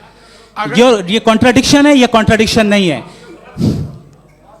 माइक नहीं सर, ये आपस में जी, ये क्या आपका सवाल? माइक दीजिए। फ्री विल दिया गया है टेस्ट के लिए, अकाउंटेबिलिटी के लिए। अगर फ्री विल नहीं होता तो आप कहते हैं हमें रोबोट बना दिया गया। नॉट मिसरिप्रेजेंट माय पोजीशन, आपकी जो भी पोजीशन, मैं अपनी फ्री विल के नाते, अपने ह्यूमन विजडम के नाते गाजा में हो रही अत्याचार का विरोध करता हूँ। बिल्कुल करना चाहिए। आपके हिसाब से मैं गॉड की विजडम का विरोध कर रहा हूँ? बिल्कुल नहीं, समाज हो रहा है गॉड की बिल्कुल भी नहीं, बोलेगा। बिल्कुल भी नहीं। उसका वहां पर गाजा में कत्ल होना ये इंसानों के गलत इस्तेमाल का नतीजा है, फ्री विल के इस्तेमाल का नतीजा है। गॉड इसका हुक्म नहीं देता, उससे रोकता है। भाई- यही तो मसला है ना, आपके लिए कॉन्सेप्ट क्लियर नहीं नहीं भाई, आपने तो बताया था इंजेक्शन लगाने से बच्चे को तकलीफ होती है, ये इंजेक्शन लगा। सर, आप ऐसे रेटोरिक स्टेटमेंट दे तब तो कोई नहीं, मसला नहीं आपने समझते बोला कि रहेंगे। Injection this is a rhetoric statement, this is not a logical argument sir. I am sorry, I am sorry. आखिरी 30 मिनट बड़े मुश्किल होने वाले हैं। जी, मुफ्ती साहब आगे बैठे हैं, इनको माइक दीजिए। हाँ, तरुण माइक आप अपने पास रखिए, आपको कैमरे का फ्रेम पता है जी। सबसे पहले दोनों को मुबारकबाद। एक सर अपना आप नाम बता दें। मेरा आप अमेरिका में शिकागो में रहते हैं, इतना मुझे याद है। बताया आपको, यासिर नदीम अलवाजदी मेरा नाम है। जावेद सर, आपसे एक क्वेश्चन है इन्फिनिट रिग्रेस के ताल्लुक से। एक हाइपोथेटिकल सिनेरियो है, मसलन अगर आप सर माइक थोड़ा सा प्लीज क्लोज रखिए। ओके। जी, अगर आप शायर इसलिए हैं कि आपके कोई उस्ताद शायर थे, और वो इसलिए शायर थे कि उनके कोई उस्ताद शायर थे, और इसी तरीके से हम माजी में पीछे चलते चलते चले जाएं और कहीं ना रुके, तो माफ कीजिएगा आप कभी शायर नहीं हो सकते। लेकिन आप शायर हैं, आपका शायर एग्जिस्ट करता है, इसका मतलब ये है कि आप कहीं ना कहीं रुके हैं। तो मेरा सवाल ये है कि क्या आप इन्फिनिट रिग्रेस ऑफ कॉजेस को लॉजिकल फैलेसी मानते हैं या नहीं मानते? हाँ या ना? मैं इन्हें लॉजिकल फैलेसी नहीं मानता हूँ, लेकिन मेरा प्रॉब्लम यह है कि जब मैं नहीं मानता हूँ तो I will continue with this logic जो फैलेसी नहीं हो। आप एक जगह रुक जाते हैं जाके, आप कहते हैं ये गेंद कैसे बनी, ये जजीरा कैसे बना, ये समंदर कैसे बना, ये ज़मीन कैसे बनी, और अचानक गॉड पे जाके आपको ब्रेक लग जाता है। एक बार आप सवाल नहीं करते कि भाई इनको बनाने वाला तो इनसे भी कॉम्प्लिकेटेड होगा, वो कैसे बना, उसके बारे में आपने इत्मीनान कर लिया, वो हमेशा से है। तो अगर आप उसे हमेशा से मानते हैं तो फिर ये मान लीजिए कि कायनात हमेशा से है, क्या तकलीफ फिर हम वजूद में नहीं आते ना। जी। है?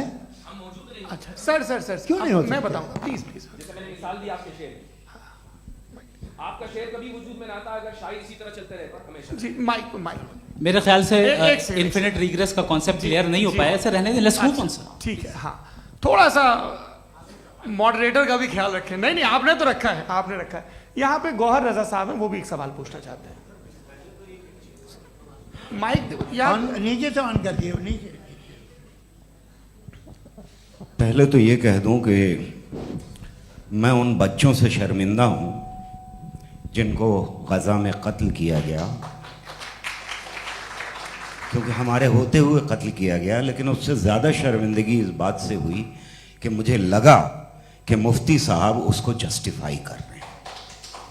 बिल्कुल भी नहीं, आप मुझे बहुत ही लगा- गलत मुझे बात लगा कह- मैं गलत हो सकता हूं। बिल्कुल गलत मैं है। सवाल पूछ रहा हूं। सवाल मैं देखिए, सवाल अगर पूछ रहा हूं। एक मैं सेकंड, जावेद भाई गौर से साहब, एक डिसएग्री सेकंड, करता गौर साहब, हूं। एक सेकंड देखिए, अगर देखिए ऐसा, एक सेकंड आप सर वेट, अरे आप कुछ मेरे पहले मुझे अपनी बात कह लेने दीजिए। अगर ऑडियंस तय करेगी तो फिर मॉडरेटर का मतलब नहीं। मेरा आप सबसे ये कहना है, ये बहस दो लोगों के बीच में है, एक तरफ मुफ्ती साहब, एक तरफ जावेद साहब। पिछले 1.5 घंटे से ये लोग अपने अपने तर्क रख रहे हैं। आपकी इनसे इत्तेफाकी हो सकती है, ना इत्तेफाकी हो सकती है। मेरे उस्ताद मुझे सिखा गए हैं कि मुखामुखम में असहमति की गुंजाइश बची रहनी चाहिए। अगर मैं आपकी बहुत इज्जत करता हूं गौहर साहब, आपने जो कमाल की किताबें लिखी, साइंटिफिक टेम्परामेंट, लेकिन मेरी ये गुजारिश है आप सबसे कि यदि आप इन लोगों ने जो बोला उन पर टिप्पणियां करेंगे तो ना वक्त की पाबंदी रहेगी, ना वो अनुशासन। आप सवाल पूछ लें, उस सवाल में जो बात आ जाए वो आ जाए। मैं जावेद साहब से डिसएग्री करता हूं, इसलिए जावेद साहब से सवाल पूछ रहा हूं। आपका सवाल जावेद अख्तर साहब से। और सवाल ये है मेरा कि जावेद साहब ने कई बार लॉजिक का इस्तेमाल किया कि साइंस में लॉजिक है और रिलीजन में लॉजिक नहीं है। मेरा ख्याल ये है कि रिलीजन में भी लॉजिक है, लेकिन उस लॉजिक की बेसिस ये है कि आप रुक जाते हैं, जिसका जिक्र जावेद साहब ने बार बार किया, यानी खुदा के तसव्वुर पे आते हुए, गॉड के तसव्वुर पे आते हुए रुक जाते हैं। और इसमें सवाल पूछना मतलब फॉरबिडन होता है। सवाल यह है कि क्या जावेद साहब इससे एग्री करते हैं कि साइंस की लॉजिक अलग है और रिलीजन की लॉजिक अलग है? बताइए सर। देखिए, 3 चीज़ें हैं, साइंस है, एक है मंतिक है, इस्तिदलाल है, और एक जो है कुछ भी नहीं है, फेथ है, अकीदा है। मैं अकीदे की लॉजिक का कायल नहीं हूँ। मुझे आप इस्तिदलाल से, लॉजिक से, रीज़न से समझाइए, मैं मानने को तैयार हूँ, मेरा क्या नुकसान होगा। लेकिन ये कि अकीदे पे मैं नहीं जा सकता हूँ। अकीदे का मतलब है कि तुम ये मान लो, सवाल ना करो, ये नहीं। आप सारी बातें करके, बड़ी साइंटिफिक बातें करके एक जगह जाके खुदा के हुदूद पे रुक जाते हैं, सरेंडर कर देते हैं। मैं सरेंडर करने को तैयार नहीं। That's all. जी, ये आगे सर बैठे हुए हैं, इनको माइक दीजिए। भाई वो आप पूछना चाह रहे थे ना भाई? हाँ, नहीं मैं ये थैंक यू जी। आपका नाम? आसिम इफ्तिखार। आसिफ जी, पूछिए।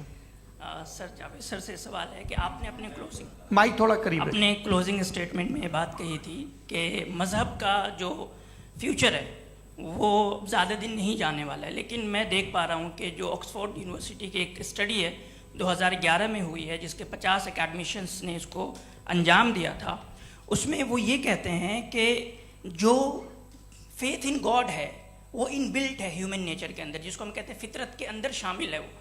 और वो ये कहते हैं कि अगर कोई ये समझता है कि मज़हब को वो ख़त्म कर देगा तो ये उसकी गलत फहमी है। तो आप इसके बारे में, इस स्टडीज़ के बारे में क्या कहते हैं? ठीक है, मैं उनसे एग्री नहीं करता हूँ। वो कौन से प्रोफेसर होंगे, ऐसा उनके क्या पास डेटा है, इन्होंने डेटा के बेस होगा। डेटा क्या हो सकता है? फ्यूचर का डेटा तो नहीं हो सकता ना उनके पास, प्रेजेंट का डेटा हो सकता है। डेटा आपने सुना 100 साल पहले का बाद का डेटा? मैंने तो नहीं सुना आज तक। तो आज उनकी ये राय है और होगी राय, ठीक है। दुनिया में तरह तरह की राय है लोग, लेकिन मैं समझता हूँ कि वक्त के साथ इंसान ज़्यादा से ज़्यादा रीजनेबल और लॉजिकल होता जा रहा है। आज आप देखिए वेस्टर्न यूरोप में क्या परसेंटेज है नॉन बिलीवर्स की, बहुत हाई। वहाँ चर्च खाली पड़े होते हैं। तो अल्टीमेटली तो इंसान कोई ऐसी बात बहुत अरसे तक नहीं मान सकेगा, चाहे गलत या सही, जो उससे उसके दिमाग को, उसके जहन को, उसके लॉजिक को अपील न करे। वो कह रहे हैं तो ऑक्सफोर्ड के होंगे तो कैम्ब्रिज के होंगे, तो मुझे क्या लेना देना। उनका डेटा मुस्तकबिल का नहीं हो सकता है। जी। दीपक, हाँ पूछिए। मैं आऊँगा, अभी पीछे की साइड भी आऊँगा, माइक वहीं भेजूंगा 2-3 साल के लिए। जी जावेद साहब, आपसे सवाल है। नमस्ते। अरे भाई सर, अगर आप ही लोग को तय करना है तो फिर 200 लोग तय कर लें। ये एक साथ पूछ नहीं रहे सर, हैं। Please don't do this sir. Everybody has a right sir, but we can only take Okay. Selected questions. No no sir, अरे ये भाई, यंग लोग आराम भी से। हैं तो इनकी ये एक अब बात उतने यंग, सुनिए। भाई आप यंग हैं कि नहीं हैं? एक मिनट, वो कह रहे हैं वो भी आएंगे, यंग हैं पूछ रहे हैं ना साहब। भाई। आप उनकी नौजवानी पर दावा उनको ही करने थे। हाँ मुफ्ती साहब, आप यंग, हाँ पूछे। अरे भैया सर, मेरा सवाल ये है। कुछ इनसे भी तो पूछो। जी हाँ। नहीं, बस आपसे एक सवाल है। जैसे थीस्टों के पास अपने जो ईश्वर को मानते हैं, उनके पास अपने सोशल गेट टुगेदर्स हैं। 5 रोज़ आज क्रिसमस आने वाला है, होली है, दिवाली है, ईद है। एथिस्ट क्या ऑफर कर रहे हैं? मतलब मैं इनकी दुकान से बोलूं, मैं आना चाहता हूं उस तरफ, पर मैं अट्रैक्ट नहीं हो पा रहा हूं। मैं सोशल गेट टुगेदर्स क्या है आपके पास? वो ये कह रहे हैं कि जो धार्मिक लोग हैं, अलग अलग धर्म के लोग, उनके उत्सव त्योहार, वही कॉन्ग्रेगेशन की बहुत बात। हैं। अब आपको मैं एक सुनाता हूँ, यहाँ हिस्टोरियन भी बैठे हैं। मृदुला जी, आप बताइएगा सही है क्या? ये एक कॉन्स्टेंटाइन, एक ग्रीक रोमन बादशाह था, जो क्रिश्चियनिटी आने के 400 साल बाद उसने डिसाइड किया कि मैं क्रिश्चियन हो जाऊंगा, मेरी पूरी स्टेट कैंसिल हो जाएगी। उस ज़माने में ऐसे ही होता था, राजा जो धर्म इख्तियार करता था वो जनता भी कर लेती थी। इसलिए कि वो हो गया था बैंकरप्ट, और उसे जो मेडिटेरियन कोस्ट के रिच क्रिश्चियन वो थे मर्चेंट, उससे पैसा चाहिए था। तो उसने कहा यार क्रिश्चियन हो जाओ। तो उसने अपने वजीर से कहा कि भाई ये हिस्ट्री है कि अब हम लोग क्रिश्चियन हो जाते हैं। पहले सर हो जाएंगे, कोई प्रॉब्लम नहीं है, लेकिन एक प्रॉब्लम ये है कि 17 दिसंबर से 25 दिसंबर तक जो पेगन फेस्टिवल होता, जो पेगन स्टेबल जो फेस्टिवल होता है वो बंद हो जाएगा, इसलिए कि हम क्रिश्चियन हो गए तो होगा नहीं। तो वो बच्चों को बहुत बुरा लगेगा, पब्लिक को बहुत इन्जॉय करते हैं, खासतौर से 25 को मेन डे। उसने कहा हाँ ये तो सही कह रहे हो। ये जीसस क्राइस्ट की पैदाइश कब थी? पहले साहब वो अप्रैल में थी। नहीं, कट करो, वो 25 दिसंबर को है। यह हकीकत है जी। और 400 साल बाद क्रिश्चियनिटी के अप्रैल से दिसंबर ले आए, और इसलिए कि यहाँ पेगन फेस्टिवल होता था। अब मनाते हैं आप आराम से। ये जो सारे फेस्टिवल हैं ये रिलीजन से, हर एक को एक इंटरटेनमेंट डिपार्टमेंट चाहिए होता है अपनी कंपनी चलाने के लिए। तो ये रिलीजन ने, ये सेकुलर त्योहार थे जिन्हें रिलीजन्स ने ले लिया है। ये मौसम के थे, फसलों के थे, किसानों के थे, उसको आपने लेके रिलीजियस रंग दे दिया। ये कोई रिलीजन से थोड़ी आए हैं आप। अच्छा हमें देखिए, हम तो मुल्द हैं, हम ईद मनाते हैं, हम दिवाली मनाते हैं, हम होली मनाते हैं, हम क्रिसमस मनाते हैं। बम्बई की फिल्म इंडस्ट्री की सबसे बड़ी होली हमारे घर में होती है, सबसे बड़ी ईद हमारे घर में होती है। वो हमारी सोशल वो है, हमारे हेरिटेज है। ऐसा थोड़ी है कि we will throw the baby along with the water. ये तो अच्छी चीज़ है, इन्हें रखो, जो बेकार है फेंक दो। जी हाँ, हेलो जी, मेरा सवाल नादवी जी से है। जैसा कि आपने बोला कि गॉड टाइम के भी परे हैं और गॉड इतनी कॉम्प्लेक्स चीज़ है कि उसे ह्यूमन माइंड समझ नहीं सकता, और गॉड ने अर्थ पे फ्री विल भी दे दी है, तो आप अपना वक्त ज़ाया क्यों कर रहे हैं गॉड के बारे में बात करके? अपन को तो बात करनी चाहिए कि सोसाइटी को बेहतर कैसे करें। जी, मैं गॉड वही बताता है सोसाइटी को कैसे बेहतर करे। अभी मैं आपका जवाब देता हूँ। आपने कहा कि टाइम पे वो एग्जिस्ट नहीं करता, सो मेरा सवाल ये है कि जैसा आपने बोला कि गॉड बहुत ही कॉम्प्लेक्स चीज है, मैंने कहा ही नहीं कि कॉम्प्लेक्स है, तो आपके अल्फाज हैं। कॉम्प्लेक्स का लफ्ज गॉड के लिए सुइटेबल नहीं है। क्यों? क्योंकि कॉम्प्लेक्स वो चीजें होती हैं जो ऑब्जेक्ट हो। God is not an object जिसको आप इंस्ट्रूमेंट के जरिए लेबोरेटरी में जाके टेस्ट करें, oh it's very complex. No, वो कोई कार का इंजन नहीं है। मेरा वो फिलोसॉफिकली नेसेसरी बीइंग ऐसी बीइंग है जो सिंपल बीइंग है। हाँ, आप उसको मुकम्मल तौर पे उसकी तमाम हिकमतों को जान ले और हर चीज को जान ले, ये पॉसिबल नहीं है, क्योंकि वो ऑल वाइज है, आप ऑल वाइज नहीं है, और वो खुदा है, वो आपको सारी चीजें बता दे, ये जरूरी नहीं। मेरा सवाल ये नहीं था। मेरा सवाल ये था कि जब गॉड इतना परे है इस दुनिया से कि उसने अर्थ पे फ्री विल भी दी है, हम सब ह्यूमंस की फ्री विल है, और जो सोसाइटी में हो रहा है वो अपन लोग डिसाइड करेंगे, तो अपन लोग डिसाइड नहीं करेंगे ना, अपन लोग डिसाइड नहीं करेंगे। गॉड जो है, गॉड ने वो उसकी जात, उसकी एग्जिस्टेंस टाइम एंड स्पेस से परे है, लेकिन वो हमारा टेस्ट ले रहा है और उसी गॉड ने हमें बताया कि तुम्हें क्या करना है क्या नहीं करना है, तो जाहिर है उस गॉड की बात सुनेंगे ना हम। जी, वो पीछे एक चश्मा लगाए जो मैम खड़ी हैं, उनको दीजिए। हाँ आप जी जी बिल्कुल आएंगे। देखिए मैं कोशिश कर रहा हूँ सब तरफ जाने की। हाँ उनको दीजिए माइक। जी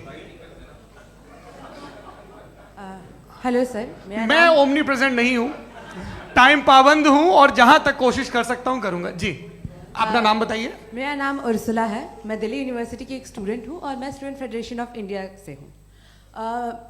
मेरा सवाल मुफ्ती जी से है कि इस हॉल के इस कमरे में बैठ के हम लोग रेप की मोरालिटी के बारे में फिलोसफिकली बात तो कर सकते हैं, बट असलियत ये है कि रोज़मर्रा की ज़िंदगी में औरतें रेप के थ्रू गुजरती हैं, और हम लोग सिर्फ नंबर्स पे इस तरह नहीं देख सकते, क्योंकि कितनी औरतें हैं इन कंट्रीज़ में जहाँ पे आप बता रहे हैं कि केसेस कम हैं, जिनका एक्सेस है कि वो जाके केस फाइल कर सकें। कितनी औरतें हैं जो जिनको काम करने की आज़ादी है उन कंट्रीज़ में। यूरोप में ये आज़ादी आ गई, यूरोप में ये रूल्स आ गए, तो हम आज उसके बारे में बात कर पा रहे हैं। जी जवाब।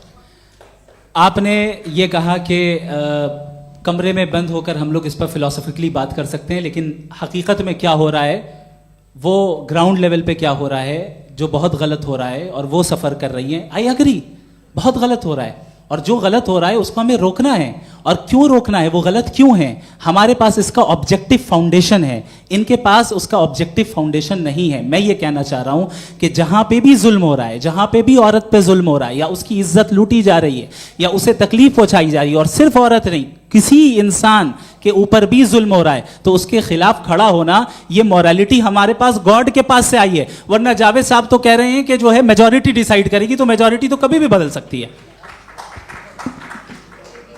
क्या आप हाँ। ये थोड़ी सी आपको गलतफहमी है। मैं अगर मेरे जुमले से ये मदना निकला या मैंने कहा, तो ये जुमला मैं वापस लेता हूँ। ये मेरा मतलब ही नहीं था कि मेजॉरिटी डिसाइड करेगी। मेजॉरिटी डिसाइड करे तो दुनिया में बड़ी, वैसे आपने कहा था ये जुमला। अच्छा हो सकता है, मैं मान रहा हूँ, बाद में रिकैप कर लेंगे। अरे एक सेकंड, मैं अपनी एक्सप्लेनेशन देता हूँ।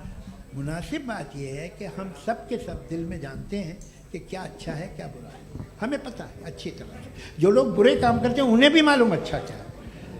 यही तो सवाल था हजरत कि फिर ये मोरालिटी आई कहाँ से? Cross examination. हाँ जी हाँ। मोरालिटी साथ रहने की डिजायर से आई है। यानी साथ रहकर जो कुछ कह दे, जो कुछ कर दे, वो हो जाएगा? नहीं नहीं, तो आप कायदे से रह ही कर सकते हैं जब तक लोगों में मोरालिटी हो, वरना क्यास हो जाएगा। ये आपको कैसे पता?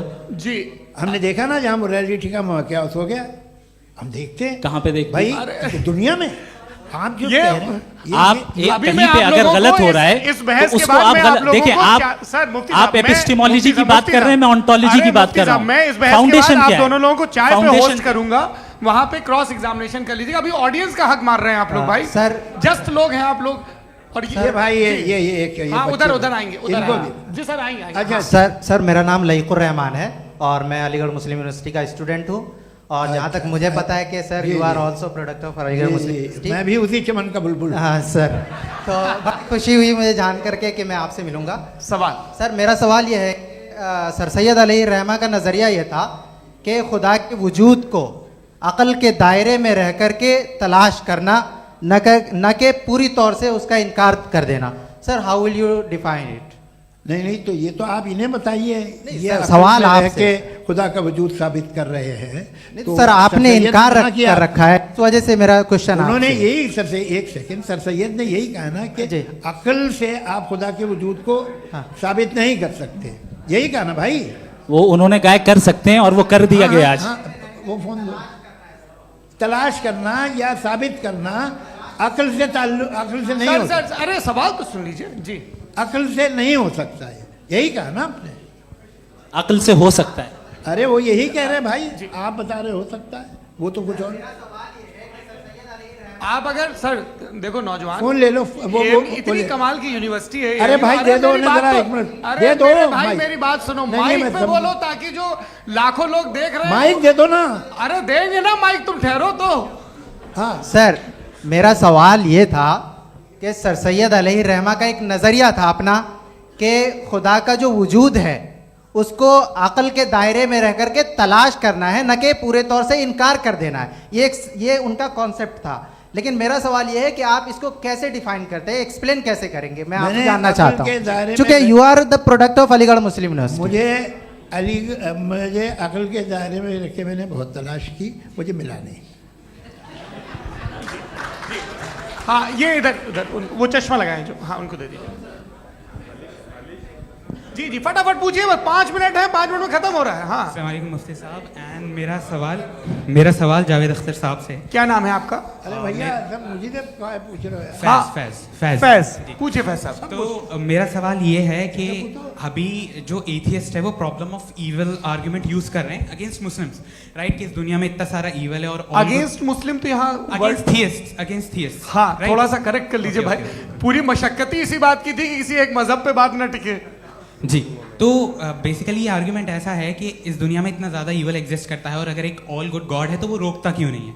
लेकिन इस सवाल में एक हिडन अजम्पशन ये है कि इस दुनिया में ईवल एग्जिस्ट करता है। अब एथियस्ट ये कैसे ऑन्टोलॉजिकली प्रूव कर सकते हैं कि इस दुनिया में ईवल एग्जिस्ट करता है? मैं आपको बताता हूँ, थोड़ा सा समझा। नहीं सर हम लोग इनको सुनने आए। नहीं please don't do that. I want to explain ontologically. नहीं हम समझ गए सर, इनको अब जवाब देने दीजिए। अच्छा सवाल पूछ लो। मैं अभी तक क्या था वो मैं थोड़ा सा ऐड ऑन कर लेता हूँ। तुम गुरु, तो हम जब इसका राउंड 13 करेंगे ना तब तुमको स्टेज पे बिठाएंगे। जी तो हाँ जल्दी से। तो देखिए एथियज्म के हिसाब से सब कुछ रैंडमली बन गया है, सब कुछ एटम्स और मॉलिक्यूल्स है। एक पत्थर में और मुझ में सिर्फ इतना फर्क है कि हम लोग एटम्स और मॉलिक्यूल्स का अलग अलग रीअरेंजमेंट है। अब एक पत्थर को कोई इंसान तलवार से 2 टुकड़ों में काटते या मुझे, according to atheism it is same. There is no evil and good according to atheism. जी अच्छा फैज साहब का सवाल ये है कि हाँ कोशिश भी करते तो इससे गलत सवाल नहीं कर पाते। एक लाइफ फॉर्म है और लाइफ फॉर्म में फीलिंग्स हैं, मतलब लाइफ फॉर्म सुनता है, देखता है, टेस्ट कर सकता है, फील कर सकता है। तो उसकी जो ये जो क्वालिटी इस बबल में आ गई है वो जानवर में भी है, इंसान में भी है। तो जाहिर है कि उसे कोई तकलीफ पहुंचेगी, तो चूंकि उसके पास वो सेंसिटिविटी है तो मैं करेगा। पत्थर में वो सेंसिटिविटी नहीं है। तो ये क्या सवाल हुआ कि अगर पत्थर को काटा तो पत्थर को तकलीफ नहीं होती, तो आपको काटे तो आपको क्यों तकलीफ हो? बैठ जाइए। जी हाँ अगला सवाल। हाँ पूछे जी जावेद अख्तर साहब। अरे भैया सब आप लोग मुफ्ती साहब को छोड़ रहे हैं, तो मेरे ही पीछे पड़े हैं क्या? फिर चलो बोलो भाई। You asked how God can exist when children die in Gaza. हाँ? you asked how God can exist when children die in Gaza, and you also mentioned the rise of atheism in Europe. But the same events also are leading many atheists and non-believers to turn towards faith. How do you interpret this contradiction, where suffering pushes some away from God, yet brings others closer to belief? देखिए, आपको एक बात बताऊं, दुनिया perfect तो कहीं भी नहीं है, हर जगह कुछ खामियां हैं। बेटा एक मिनट, मैं आप ही को कहेंगे, देखो वो तो कुछ खामियां, कमज़ोरियां, खराबियां सब जगह है।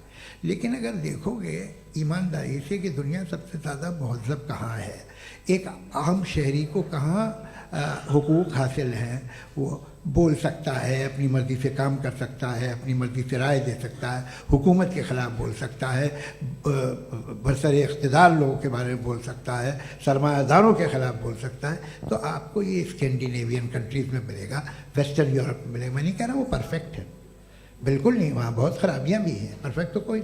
लेकिन जिन जिन मुल्कों में, लैटिन अमेरिका देखो, गल्फ़ देखो, वहाँ पर आपको ये ज़रूर है कि रेप नहीं होते होंगे।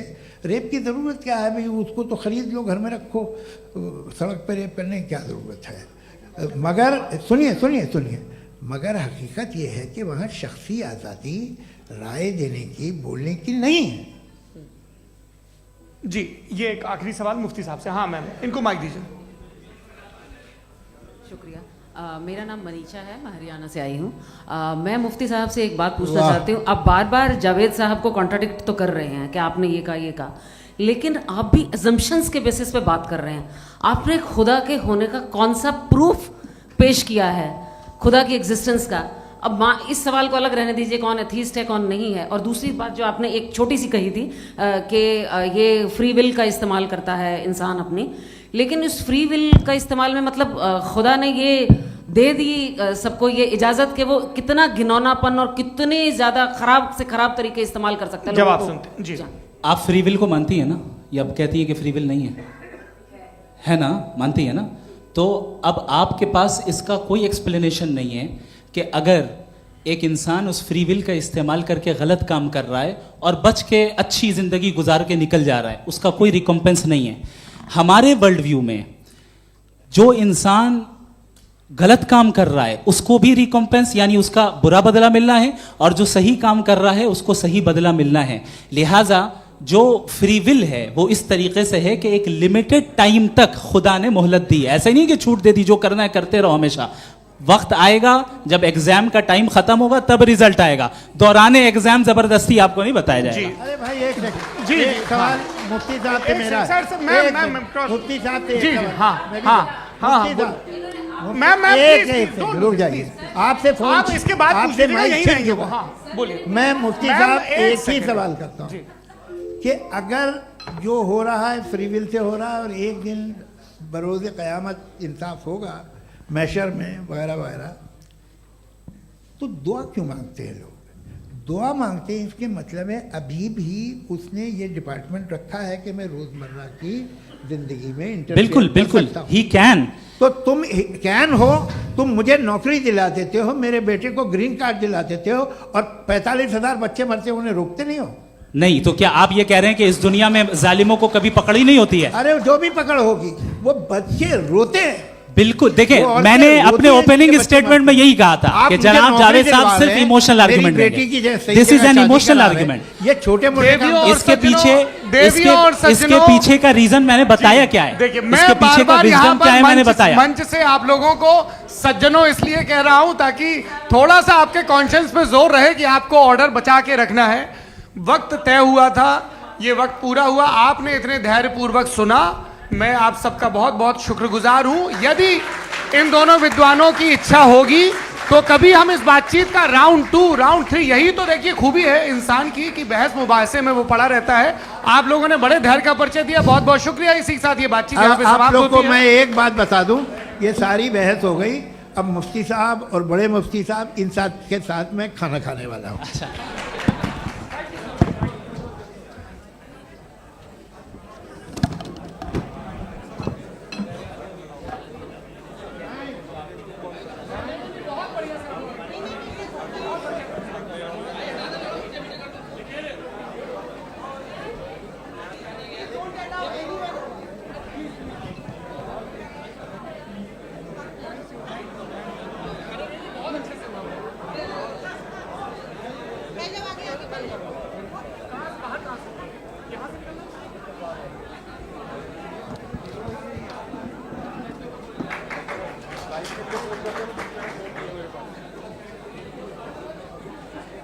आप